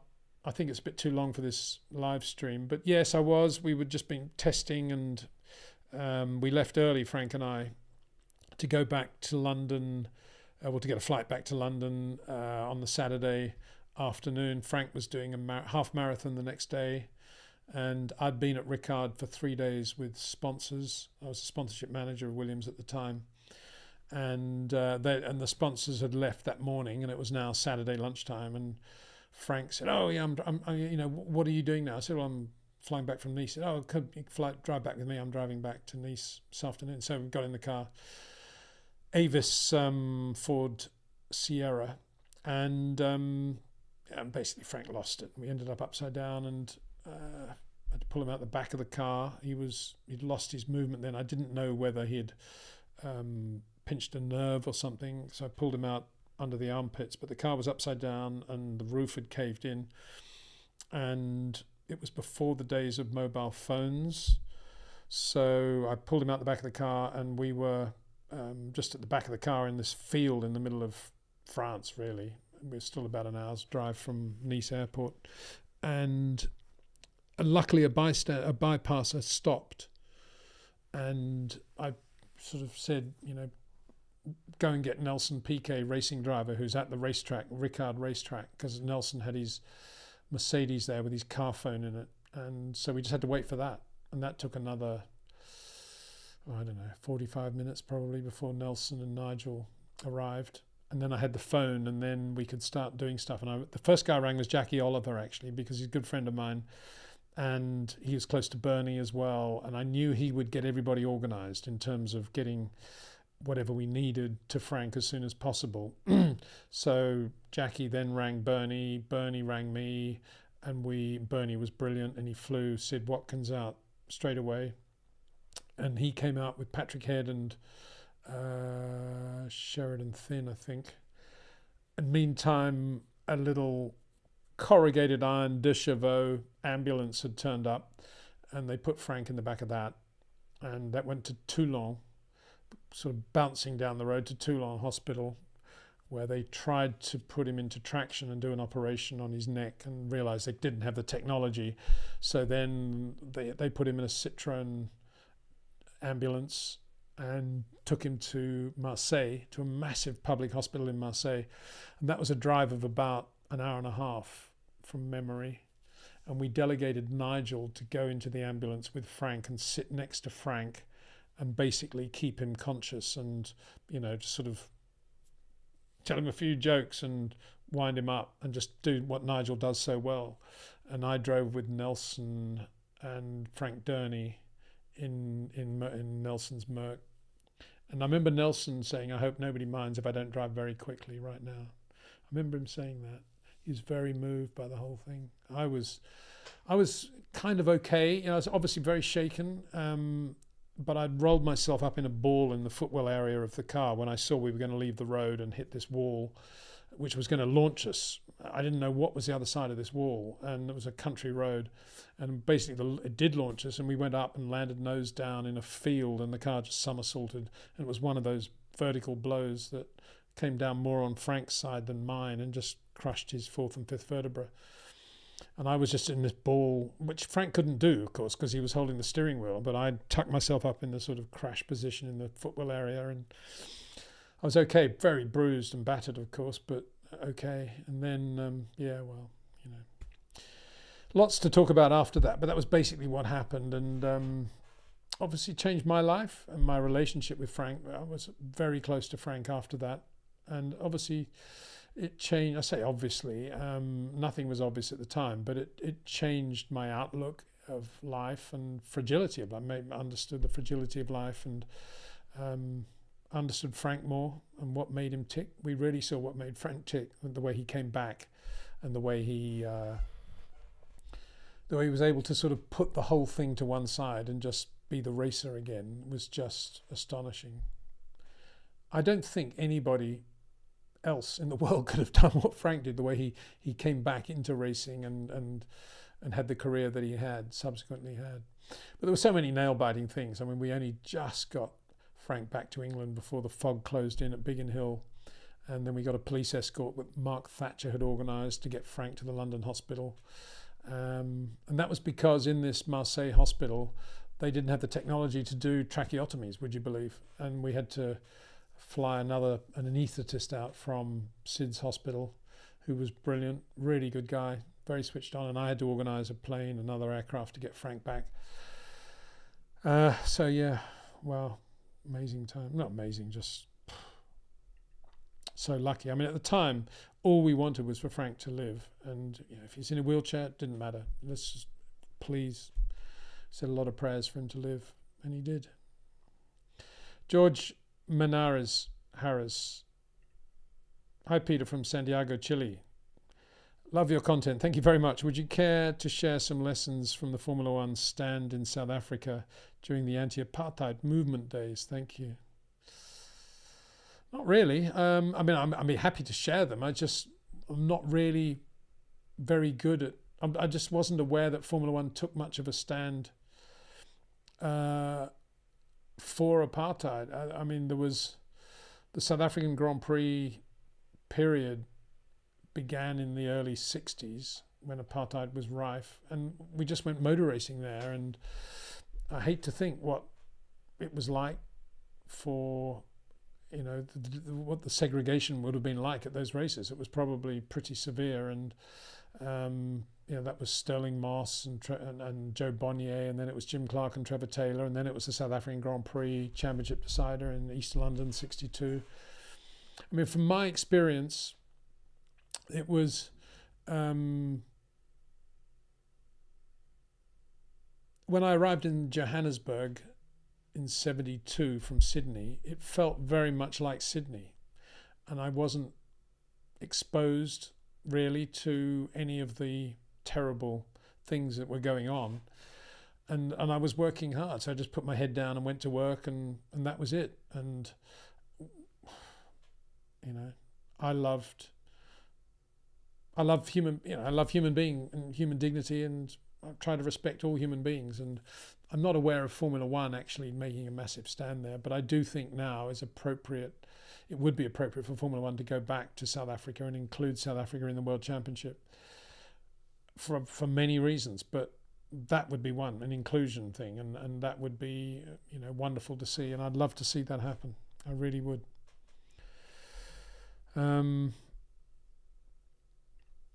Death Destruction again. These names.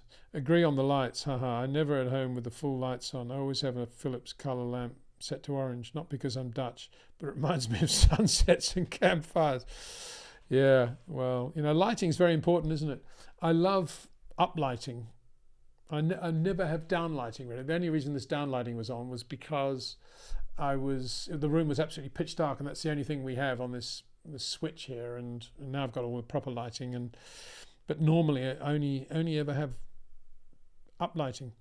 And I always think of Ron Dennis when I start thinking about this, because I always think of Ron and his details and how he always gets the lighting perfect and the light switches perfect. And quite often I'm looking at wires. I think, what would Ron think of this? What would he think of that tangled wire there? What would he think of that switch over there? It's amazing how Ron has impacted so many aspects of life. Alternative universe, M.A. Khan, J. Clark, didn't gaze. Not quite sure. I probably mean didn't race. What do you mean? What would it be like if Jim Clark hadn't raced? That's an alternative universe. Well, he did race, and I'm very glad that he did. As Jack, my son, says, he's probably would be driving a Defender now, I think, wouldn't he? Up in Scotland somewhere or New Zealand somewhere. But he was going to, funnily enough, I'm going to show you another. Oh no, I'm going to go back to this car, Alan Mann, Rolls-Royce powered sports car. Guess who made the bodywork for that? It's really nice bodywork too. Look at how well it's made. That's metal work, body panels. That's made by the Beagle Aircraft Company. And why is that significant? It's significant because my understanding is that when Jimmy retired, and he might have retired at the end of '68, he was going to buy the Beagle Aircraft Company, maybe with Colin Chapman, one of Colin's playthings, but from Jimmy's point of view, he was going to buy the Beagle Aircraft Company and make it work in a really good way. And I think it was the same company that built that bodywork. Isn't that amazing? Wow. Astonishing. All this stuff. Oops, wrong. That's the wrong one, isn't it? Where are we? Here we go. Dave Block asks, of all the records the RB19 set, I've never heard anyone mention the 21 victories eclipsed the 20 won by the Lotus 72. No. Of course, 72 won them in a lot more seasons. And as I pointed out in my 62 German Grand Prix report, that chassis, that individual chassis, had more top threes than Red Bull had in 2023 as well. But again, over several years. In terms of 1 year, difficult to beat that record of Red Bull, isn't it? But you're right about the Lotus 72. It went on forever. The Lotus 72 won its first Grand Prix 70, and it was still winning in, 75, Monaco? Ronnie Peterson? No, not 75, 74. Sorry. Nicky won it in 75 in the transverse gearbox Ferrari. So, yeah. Amazing. That Lotus 72. A bit like the Lotus 25, actually, if you think about it. The Lotus 25 first appeared Zandvoort 62, and Jim Clark was still effectively racing it and going pretty well in 67. It was a Lotus 33 by then, but it was basically the 25 with bigger Dunlop tyres and everything was a bit beefier, but it was still basically the Lotus 25. And you're still racing that car in 67. The car had been beautifully developed to become the Lotus 33B. That was just before the Lotus 49 came out. He drove it at Monaco and South Africa he drove the 43, but at Monaco he drove it was the last race, I guess, for him in the 33B. Beautiful car, that 33B. I think the nicest Grand Prix car of all time, the Lotus 33B Coventry Climax. There you go. Did you know, just on the way, did you know that Coventry Climax were bought by Jaguar 2 years before they built their last Formula One engine? Well, they built that 65 flat 16, I think it was, and it never raced. And that was it for Coventry Climax, 2 years after Jaguar had bought them. What does that tell you? Moving on. Me? Did I say once that the last decent Jaguar was the D-Type? No, I wouldn't have said that. No way. Alternative history. Clark doesn't have the accident and dominates into the 70s. Wow. Okay. Mansell is discovered in his late teens like Max. What a master-apprentice team that would have been. Well, yeah, and, bring that full circle. I was very good friends. One of my very dear friends was John Thornburn, who managed Trevor Taylor. Very good friends with Trevor Taylor. And Trevor, of course, was Jimmy's teammate in 63 and 62 and did a very good job, actually, and was very quick. 61 too, actually. And he was pretty close to Jimmy in that Springbok series I was speaking about earlier in the Lotus 21s. And so, of course, John Thornburn knew Jim Clark very well. And when I first came over, I first got that autocar job, actually, 75, John rang me one day and said, there's 77 now. He said, I've just seen the best British driver since Jim Clark, and he's called Nigel Mansell, and he just won the Brush Fuse Gear Formula Ford Championship. I think he won 34 races in 1 year. And so there you go. That's taking it full circle. For Jimmy to overlap with Nigel, yeah, it's a stretch, isn't it? But John Thornburn saw a lot in Nigel, a lot of, the best British driver since Jimmy, the way he put it. Hi, Peter. Regards from one of your greatest fans. Thank you very much, Johan. Johan from Holland. Looking forward to the first race and your always excellent analysis. Thank you. Do you have already more info about the RB20 and other competitors? No, I don't, Johan. I'm a bit, it's like when you watch a football match or something, I don't like to see, it's a big final, I don't like to see all the highlights from last year's final or the matches that led up to the final. I want it to be completely clean and cold start of the match that I want to watch. I don't want to see all that stuff beforehand. I don't want to see or hear anything about what the teams are doing. I want to see those cars at the Bahrain test. That's what I just want to see that. And and talk to Scarbs about what he thinks about it as well, and see how they all go. That's the moment I'm waiting for already. So that's what we're going to do. It's going to be good, isn't it? I like Bahrain too, lovely circuit, and it's all going to be pretty exciting. Brian Spur, was Jody Scheckter a short corner driver? No, he was not. He was a Ronnie long corner car control driver who became more and more supple, I think, as his career went on, right up through to 1979 and 80. He just gave up, I think, but right up to 79. But he was always massive car control, and he could hold a car at any angle really, and incredible ability leading up to the apex, feeding on the power. Late entry, obviously, but geometric line and just incredible car control, and very, very fast racing driver. I mean, that Impact Formula 2 McLaren with which he won that Formula 2 race at Crystal Palace, I've never seen a guy, well, since Ronnie and Jochen, I'd never seen a driver that helped with a car at such angles. And also the Formula 5000 in America, I mean, he was unbelievable there as well. Yeah, he was really impressive, Jody. Still is impressive. Really good guy. I like Jody a lot. Funny guy. Doesn't say much, just gets on with it, and he's pretty miserable most of the time, which in a funny sort of way, it's quite good. So we don't know that.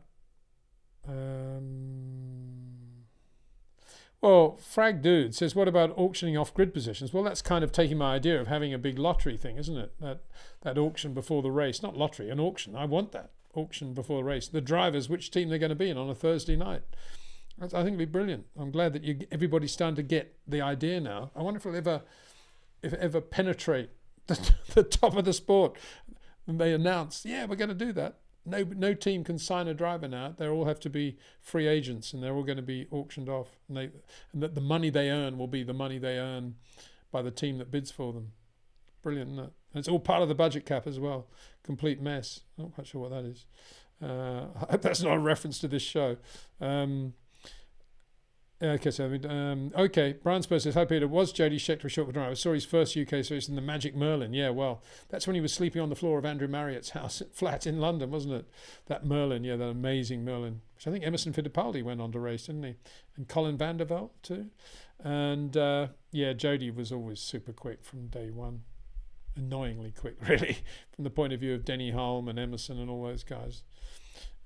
He was pretty wild too. I mean, the 73 shunt he had at Silverstone was pretty serious shunt. Took out half the field. Sean Hunt asks a basic question. Do you think Red Bull's crushing dominance of Formula One is bad for the sport? No, I don't. I love seeing teams do things as well as Red Bull do them. And I don't watch Formula One in order to have lots of overtaking and lots of passes and this and that. I watch Formula One to see the pinnacle of technology and the pinnacle of the art of driving and building a great car and running a great car, and that's what we're seeing at the moment with Red Bull. It's no different from watching a great golfer go round in 59 or 60. I love watching it. I love watching Red Bull do what they do. So that's just me. Sorry. Next one. Destruction. That does sound fun, the driver auction idea. Every race is like draft picks, although there will also be a bunch to be picked last, the drivers nobody really wants to spend on. Well, yeah, but good. I mean, the IPL, the Indian Cricket League, for those that don't watch cricket, is about that auction. It's as much about that auction and how much the players get as it is about the actual cricket, which is all shouting and screaming anyway. And so I think that auction would become a massive TV event every race. Imagine how the drivers would protest against this idea of Windsor's. No way would they allow that. Well, more fool they, because they'd actually earn a lot of money over it, and they could still do their own private deals, of course. So why wouldn't it be a good thing?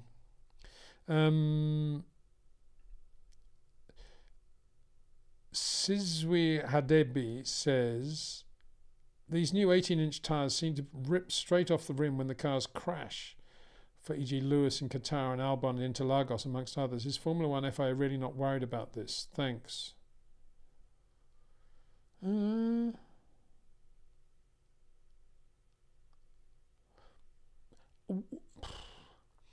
think they're pretty...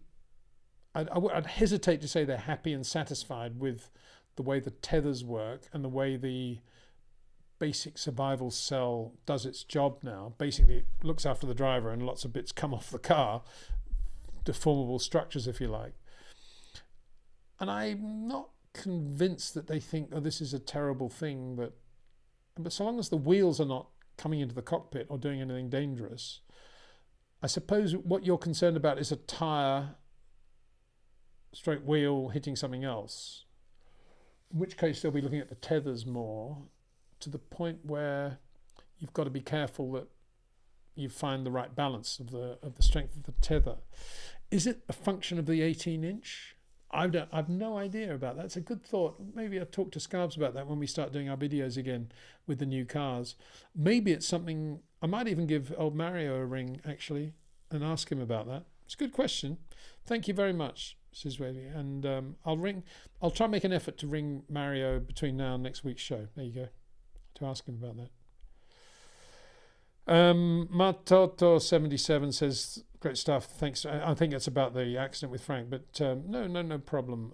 It's a 3-hour discussion, really, because there's the build up to it, there's the whole accident, then what happened after the operation and all the things that went wrong after the operation, and then his recuperation, and then life with Frank after that as well.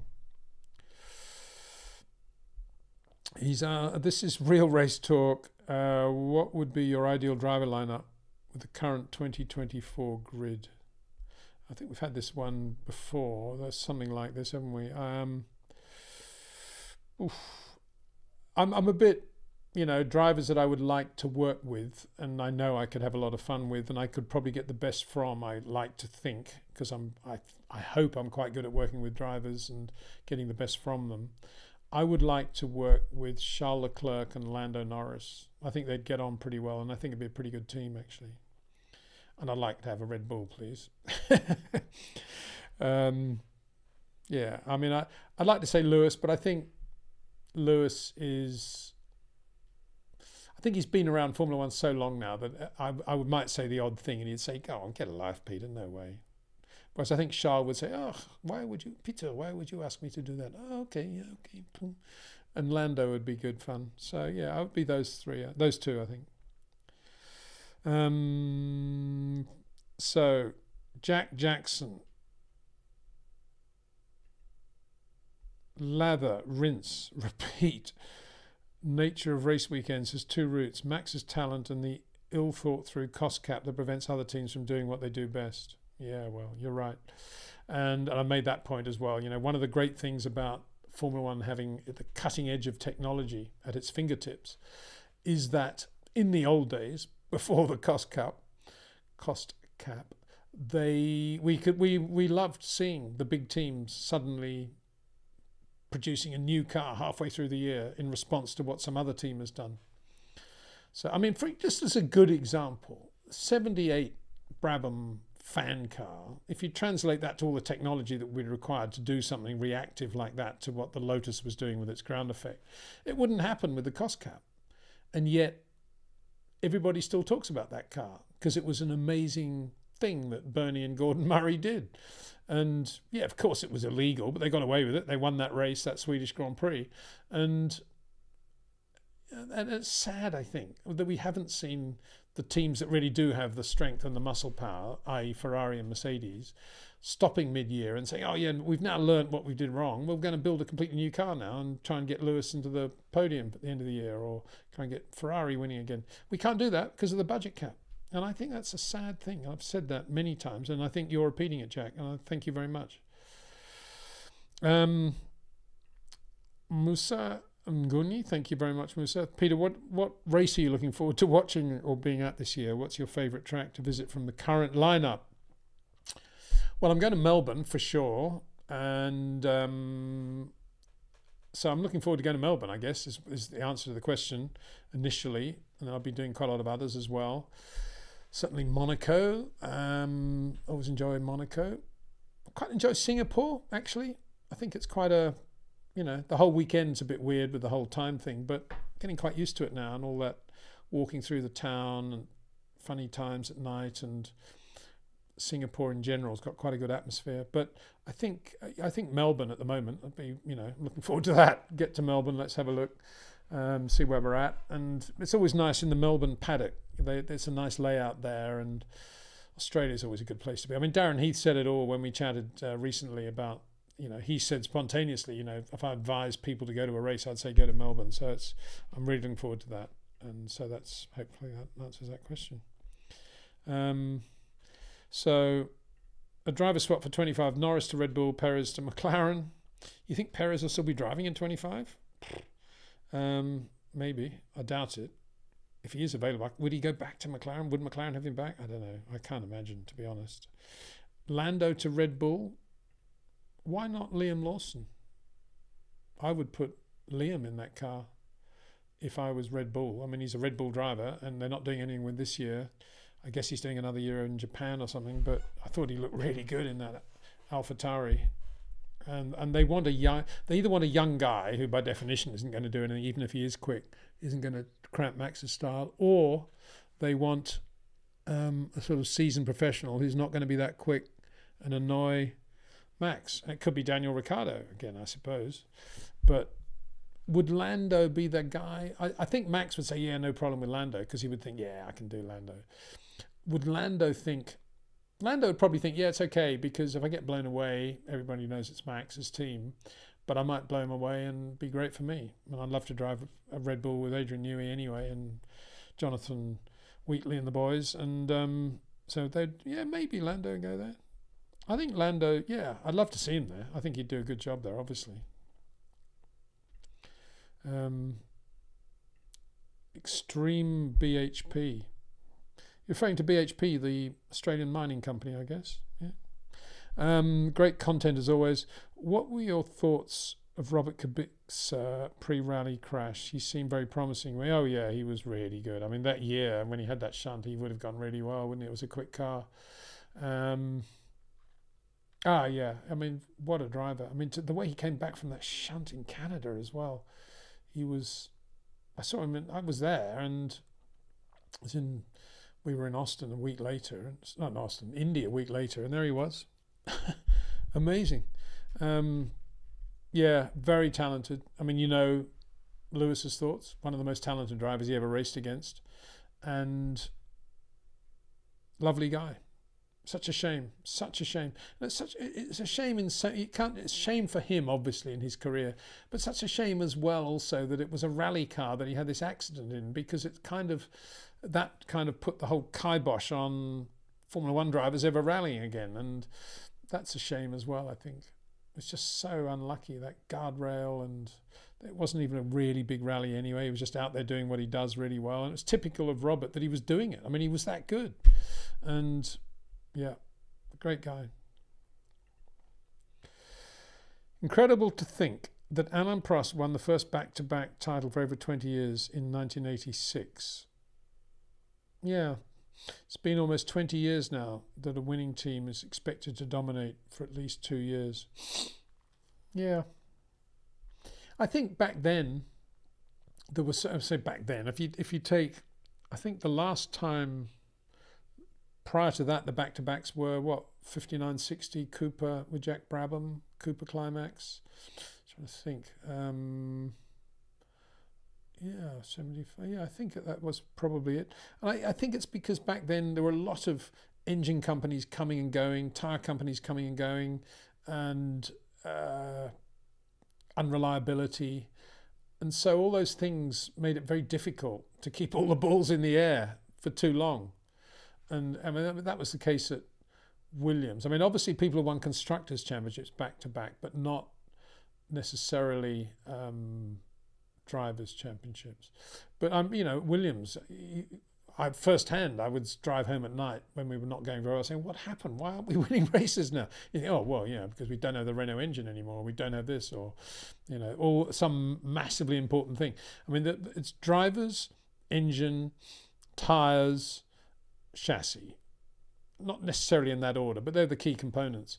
And today, everybody's on the same tyres. They've more or less got the same engines. I know that the Renault's probably not as good as the others, but the others are sort of locked into this whole template of thing. You can't adjust anything and everything's set in stone. So the engines are more or less fixed.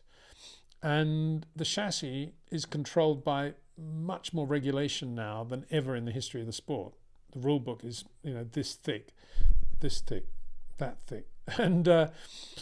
And so it's no surprise that there's more chance now that we're going to get back-to-back championships, because you've taken out some of all those variables that used to come in and make things different. And what about Michael, of course? Anyway, of course, Michael did many. Anyway, there we go. And Vettel and all that. So let's look at another one, the first back for over 20 years. So all you're saying is from 86, between 60 and 86, were there any other back-to-back championships? 72, 73, 74. I don't think there were, actually, no. Because, because all the reasons I said, all those major variables kept switching around. Good point. It's getting a bit late for my brain to start thinking about all this stuff. Velvet Volta. Hello. Steiner recently said if Max and Lewis would be in the same car, Max would come in first. Your thoughts? I think we had a question about, it was one lap of Silverstone, who would be quicker. And we had Charles in there as well. And I said I thought Max would be quicker over one lap. I don't think Lewis is quite as quick as he was at his absolute peak. But I don't think that means very much, other than that maybe Max is a little bit quicker. But I think Lewis has everything, all the pace he needs to do the lap, and certainly all the talent he needs to do the lap, and certainly all the talent he needs to do the race. But yeah, I think, and also I think if you did it right now, you've got a driver who's coming off 3 world championships, and basically every time he gets in a race car he wins, and you got a driver coming off 2 years of sweat and blood and not having much result to show for it, and he's obviously not going to have the same confidence and the same fluidity to his driving as Max is. So I think right now that's a pretty obvious statement to make. But if the Mercedes is a really good car, then I think Lewis could then, in equal cars, be as quick as Max. Probably could. I know he's saying in the same car, but what car? Is it the Red Bull? And if obviously then Max knows the car much better than Lewis anyway. And if it's the Mercedes, would Max be quicker than Lewis in a Mercedes? That's an interesting question. Probably. Marek Turbus, sorry. Hi Peter, do you have any predictions of some seat switches since many contracts are ending in 24? Well, we talked about a few of those. I think Pierre Gasly might get himself a decent drive somewhere. I think he's continuing to impress in terms of his outright pace and his ability really to race. I mean, he seems a bit accident prone, sort of incident prone, doesn't he? And he needs, he needs to tidy that side up. Needs to tidy up that side of his racing, I think, a little bit. But generally speaking, I think he's a guy that might find himself in a decent seat.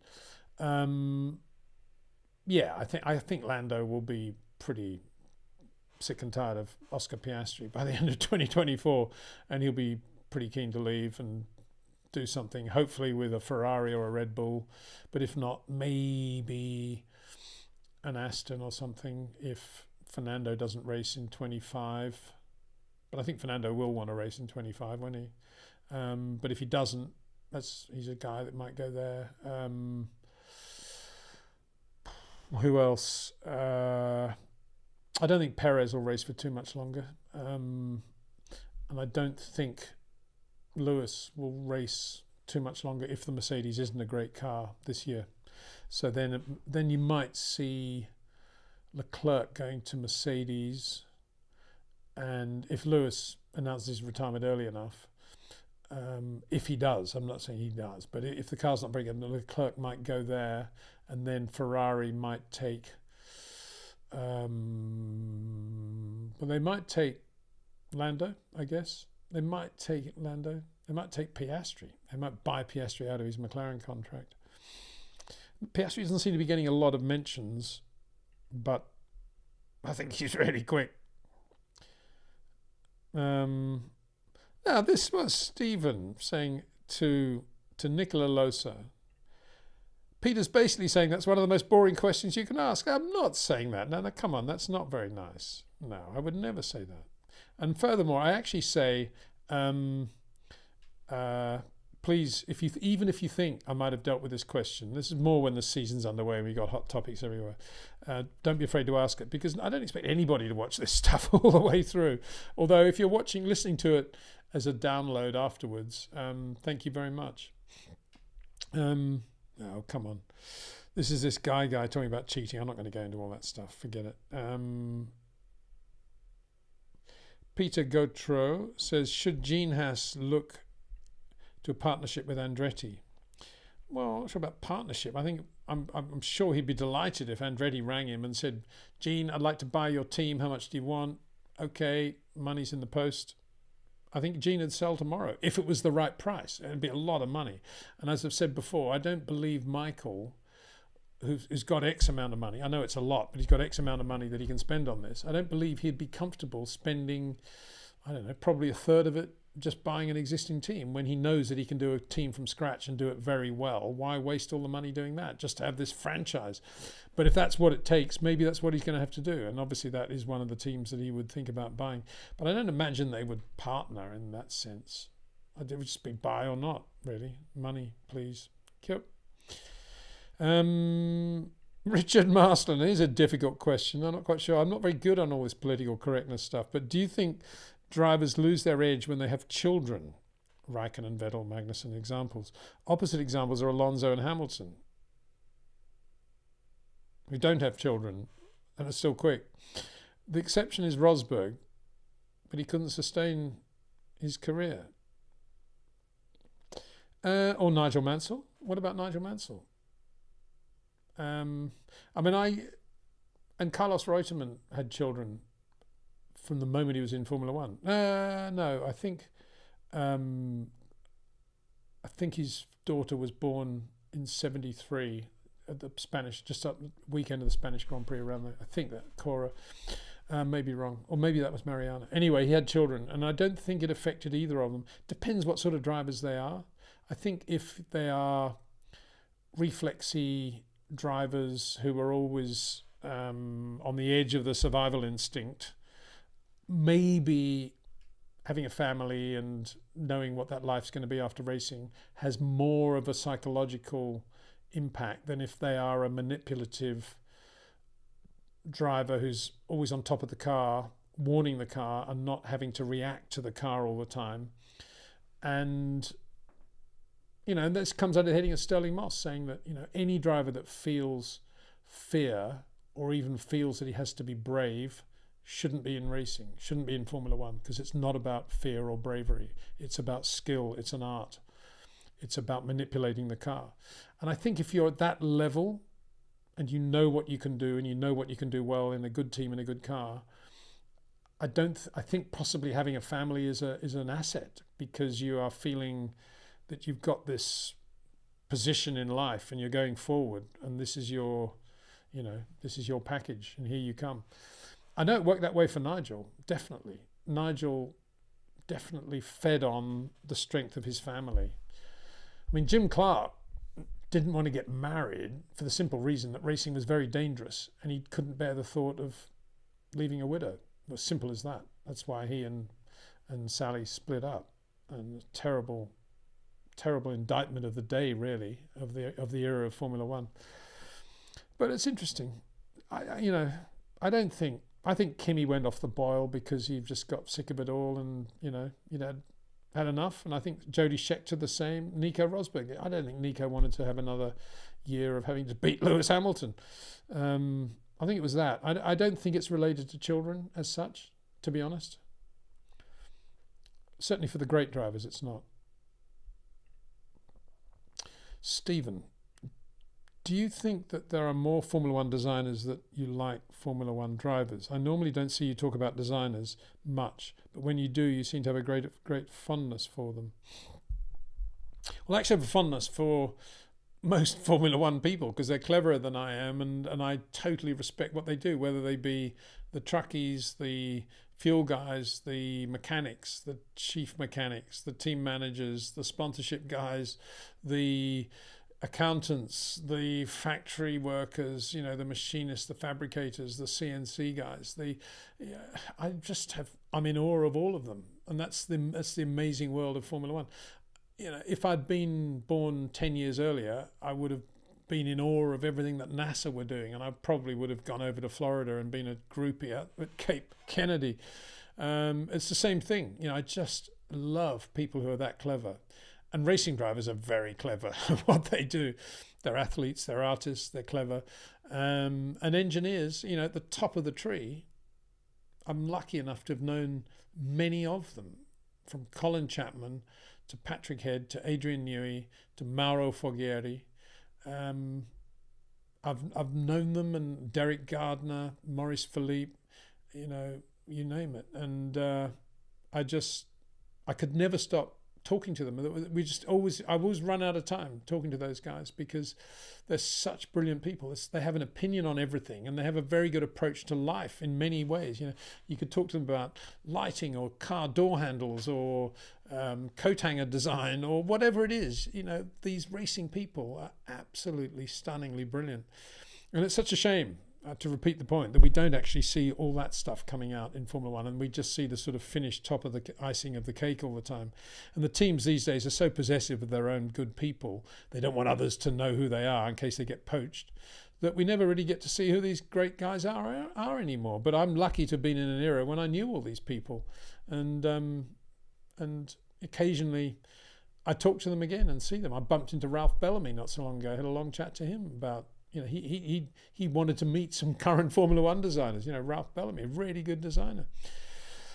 Gordon Coppock, another really good.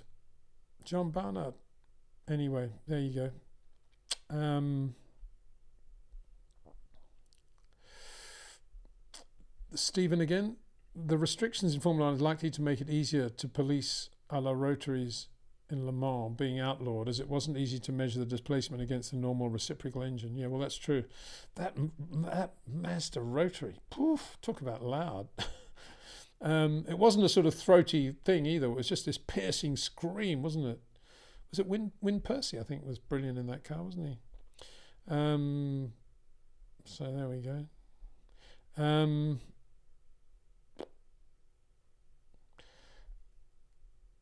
Peter from Cyprus, Leo Kyriakou. I hope I'm pronouncing that correctly. Hi, Leo. Hi, Peter from Cyprus. Do you think in 24 we'll get to see more teams competing, or Red Bull will continue to dominate? Yeah, I think it'll be closer. I can't imagine it can continue to be so easy for Red Bull. Sorry, the margin will be so. It's never easy. It's the margin of speed they have. I can't imagine the margin will be as big as it has been for the last 2 years, because you've got to think that teams like certainly Mercedes and Ferrari and possibly McLaren and Aston Martin are going to have learnt enough in the last 2 years to have taken it to Red Bull. There's enough good people there, enough money in all four of those teams. They've got all the facilities they need. Well, McLaren don't have a wind tunnel, but they've still got a good wind tunnel, the Toyota tunnel in Cologne. They're doing their own tunnel now. In fact, it's probably running now. It's probably commissioned. I'm probably being unfair there. It's probably up and running and doing a good job for them, hopefully. We don't bring AlphaTauri into this, but they're going to be pretty quick too, aren't they? They really are. So, yeah, I think it's going to be closer. Is the answer, Leo? But we never know until we all actually see what happens in the first race. Red is the colour. Hi from Cyprus. Nice explaining. We missed Formula One. Thank you very much. Okay. Do I have to pronounce that name? I've been on this for 2 hours now, non-stop. Give me a break. Shashank Kunijepatu. There you go. An interview with Charles Leclerc in the near future. Would love to hear you interview him on current gen Formula One cars and driving in general. Yeah, I'd love to as well. I'm not convinced Ferrari will let me do it, to be honest. They don't want anyone asking Charles any difficult questions for a start. I'm not saying I'd ask him difficult questions. I'd want to talk about real things, I suppose. That's distinct from nonsense. And I suppose that would be that would come out of the heading of difficult. And then Ferrari in general just don't want people talking to their drivers unless they control it all. And so I've given up really. But we'll be talking to Charles. First race I'll be going to will be Melbourne. So I'll chat to him in Melbourne and I'll report back to you at that point and say, look, Charles, popular demand, without Ferrari knowing, Zoom call, middle of the night, let's do it. Okay, no problem. He's a great guy. I really like Charles. I think he knows that I was a groupie when he was back in Formula 3 getting his autograph and all that stuff. Man, what's this? This is sorry. Valtteri Bottas cost Hamilton the World Championship in 21.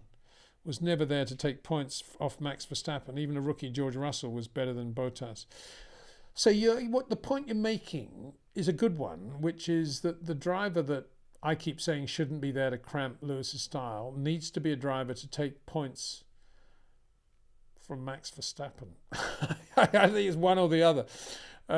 So my point is, if you want to beat Max Verstappen, you do it with Lewis Hamilton. And if you want to beat Max fairly and squarely, you give Lewis the same opportunity that Max has got. In other words, he doesn't have a driver there that's taking points from him. And that is the point. You know, you can't have a number 2 who's going to beat the fastest car driver combination in the world in case the number 1 has a bad weekend. All you want with your number 2 is a driver who isn't going to take points from the number 1. That is the point. That is why I keep going on about Bottas. I'm not in any way saying that he was capable of beating Max Verstappen. All I'm saying is he took points from Lewis at some points. That's the problem. But it's not the real problem. The real problem was when they put George in the car, we didn't get the best from Lewis. That is it. And Lewis is a driver like Max, like Charles, who's good enough to command the team. And he needs a guy like Perez in the other car. That's the point, to get the best from Lewis. So that's my opinion. I mean, you could go for 2 mega quick drivers, as you have with George and Lewis, in the hope that if Lewis has a bad weekend, at least George is going to take points from Max. That could happen. But I'll tell you what else could happen. You might then start winding up Lewis and be ahead of him on points mid-season. And then what are Mercedes going to do? Have 2 cars crash into one another at the first corner for the next 5 races? That's the problem. And that's why I keep going on about it's better to take the Michael Schumacher philosophy, which is that if you want to win the World Championship, you're going to do it with me, Michael Schumacher, and I don't want a teammate that's going to take points from me because every point is valuable. Let me fight whoever it is I got to fight. Let me fight Kimi Räikkönen or Mika Häkkinen. I can do it. But don't give me a number 2 who's going to take my points. That's the philosophy, and that's the philosophy that Red Bull are using with Max, and it's not the philosophy Mercedes are using with Lewis. That's my point.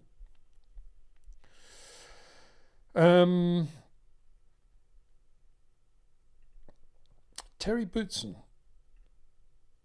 This is from Brian Ambrose Phillips. Driver finished 4th and 5th in the Drivers' Championship, 88 and 89 respectively. Was he a driver who could have won the driver's title? No, I don't think so. Obviously good enough to win Grand Prix, and he was good. He was Stefan Johansson good, and he was one of these drivers, long corner driver, and he was very good at getting the car to feel nice and be well balanced. But he didn't have the Nigel Mansell instinct for knowing what he needed to make the car quicker as distinct from better balanced, and then to drive it at that point of pace. But he was good. I mean, he was really good. I'd put him up there with Perez, definitely. And that sort of standard of driving, Carlos Sainz, that sort of level. Very, very good. Like Terry a lot. Intelligent guy, nice guy, runs a very successful aircraft business in Monaco. Good man. Good, very nice gear changing as well. Very good hand-foot coordination. He once told me, I was asking him about that, he's told me that when he's changing down, he didn't use the clutch from the gear to neutral. He only used the clutch from neutral into the next gear, the lower gear. And he could do that perfectly. He practiced it a lot, but he could do it perfectly. And his downshifting was really good. So there's a couple of questions coming through twice now.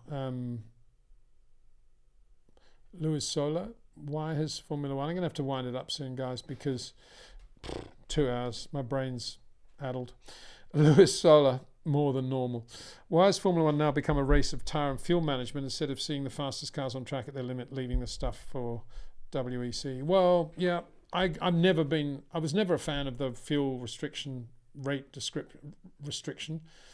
And that was all part of this whole hybrid thing, which we started the show with, actually, you know, the whole MGU-H business and why that all happened. It was the whole Jean Todt versus Bernie, let's split the sport apart battle, and having a fuel flow thing was considered to be a good thing, to be seen to be, you know, restricting the amount of fuel that Formula One cars used in the course of a race and making the engines more efficient, and it was all that. And as for tyres, well, tyre is all about Pirelli being the only supplier that Formula One has, a monopoly, and it's continuing that now. And in the old days, when we had competitors, Bridgestone, Firestone, Goodyear, Dunlop, and so on, Michelin, obviously, we had tyre companies producing tyres ever better in performance and able to do, obviously, full Grand Prix distances and to do them really well. But when Pirelli came in as the sole supplier, they didn't want to spend a fortune on technology, and the way for Formula One to use Pirelli best was to use a lot of their marketing skills and their name and everything they brought to the sport, and for them obviously to build good Formula One tyres, but to make it relatively easy for them by saying that we had to use at least 2 compounds in every race. So that's why tyre management suddenly becomes a thing, because the tyres, you've got to use 2 different compounds, and you might want to make one compound last a lot longer than your opposition before your pit stop. So tyre management does come into play a lot. And it wouldn't come into play if they were building tyres that last the full Grand Prix distance. So it's because we have a monopoly. And we have a monopoly because it's a very, very expensive thing to supply tyres for Formula One. And I'm surprised that there were apparently a few other companies thinking about it, but probably none really seriously. And Pirelli spent an absolute fortune, and I think we're very lucky to have them in the sport.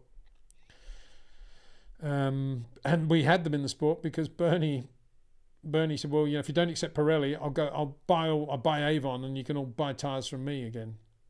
Oh no, won't do that. Well, we'll let Pirelli come in. Okay.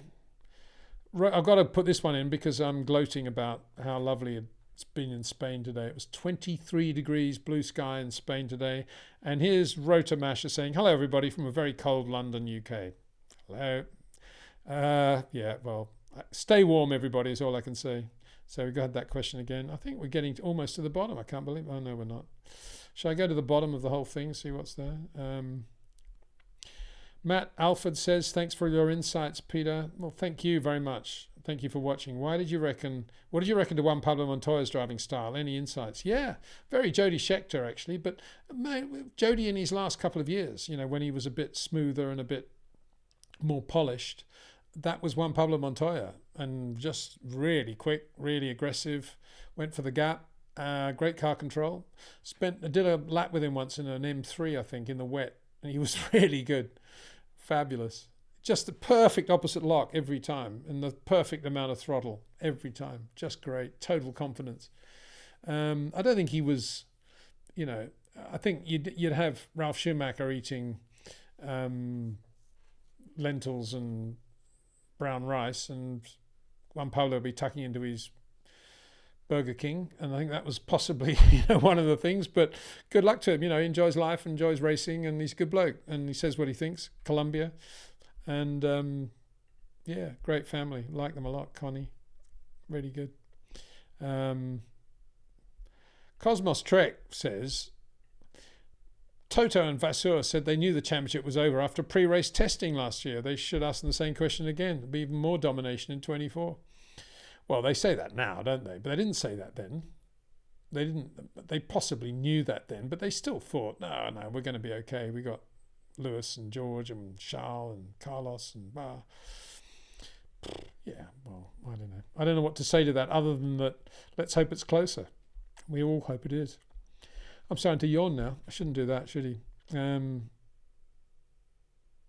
So, and casual fan, reiterating my point, George wouldn't back down for Lewis the way Valtteri did. No, he wouldn't. That's exactly my point. And that's why he wouldn't put George with Max, because he wouldn't back down for Max either. Or Michael Schumacher if he'd been in the second Ferrari back in Michael's golden days. So there we are. Thank you, everybody. Thank you for watching. Thank you for this live stream. It's been a lot of fun, actually. Considering the season hasn't even started, we've covered a reasonable amount of ground, I think, haven't we? It's been really good. So big thanks to Pitbox.io and to Jetcraft as well, without whom this channel would not be doing the things it does and would not be offering this live stream the way we do. So hope have a look in the description of what they're all about as well. Great companies. Pitbox, if you go racing, great company in terms of putting all your telemetry together in a way that makes sense, in a rational way. Good bunch of Australians running that company, know what they're doing. And Jetcraft, well, need I say more, in terms of the world's biggest buyer and seller of executive jets. Great to have them on board with this channel as well. So that's it for this live stream. As I say, looking forward again to next week. We'll have another one, do what I can for that. I will have just got back from Madrid, actually, so I'll be able to tell you what all that was about. Hopefully have a chat with Stefano. And hopefully by then also we'll have spoken to Mario about the 18-inch tyres perhaps coming off the rims more in shunts than the others used to. Don't know. Interesting to see what he says about that. And in the meantime, stay safe. If you're in a cold climate country, stay warm, and see you soon. Thanks for watching.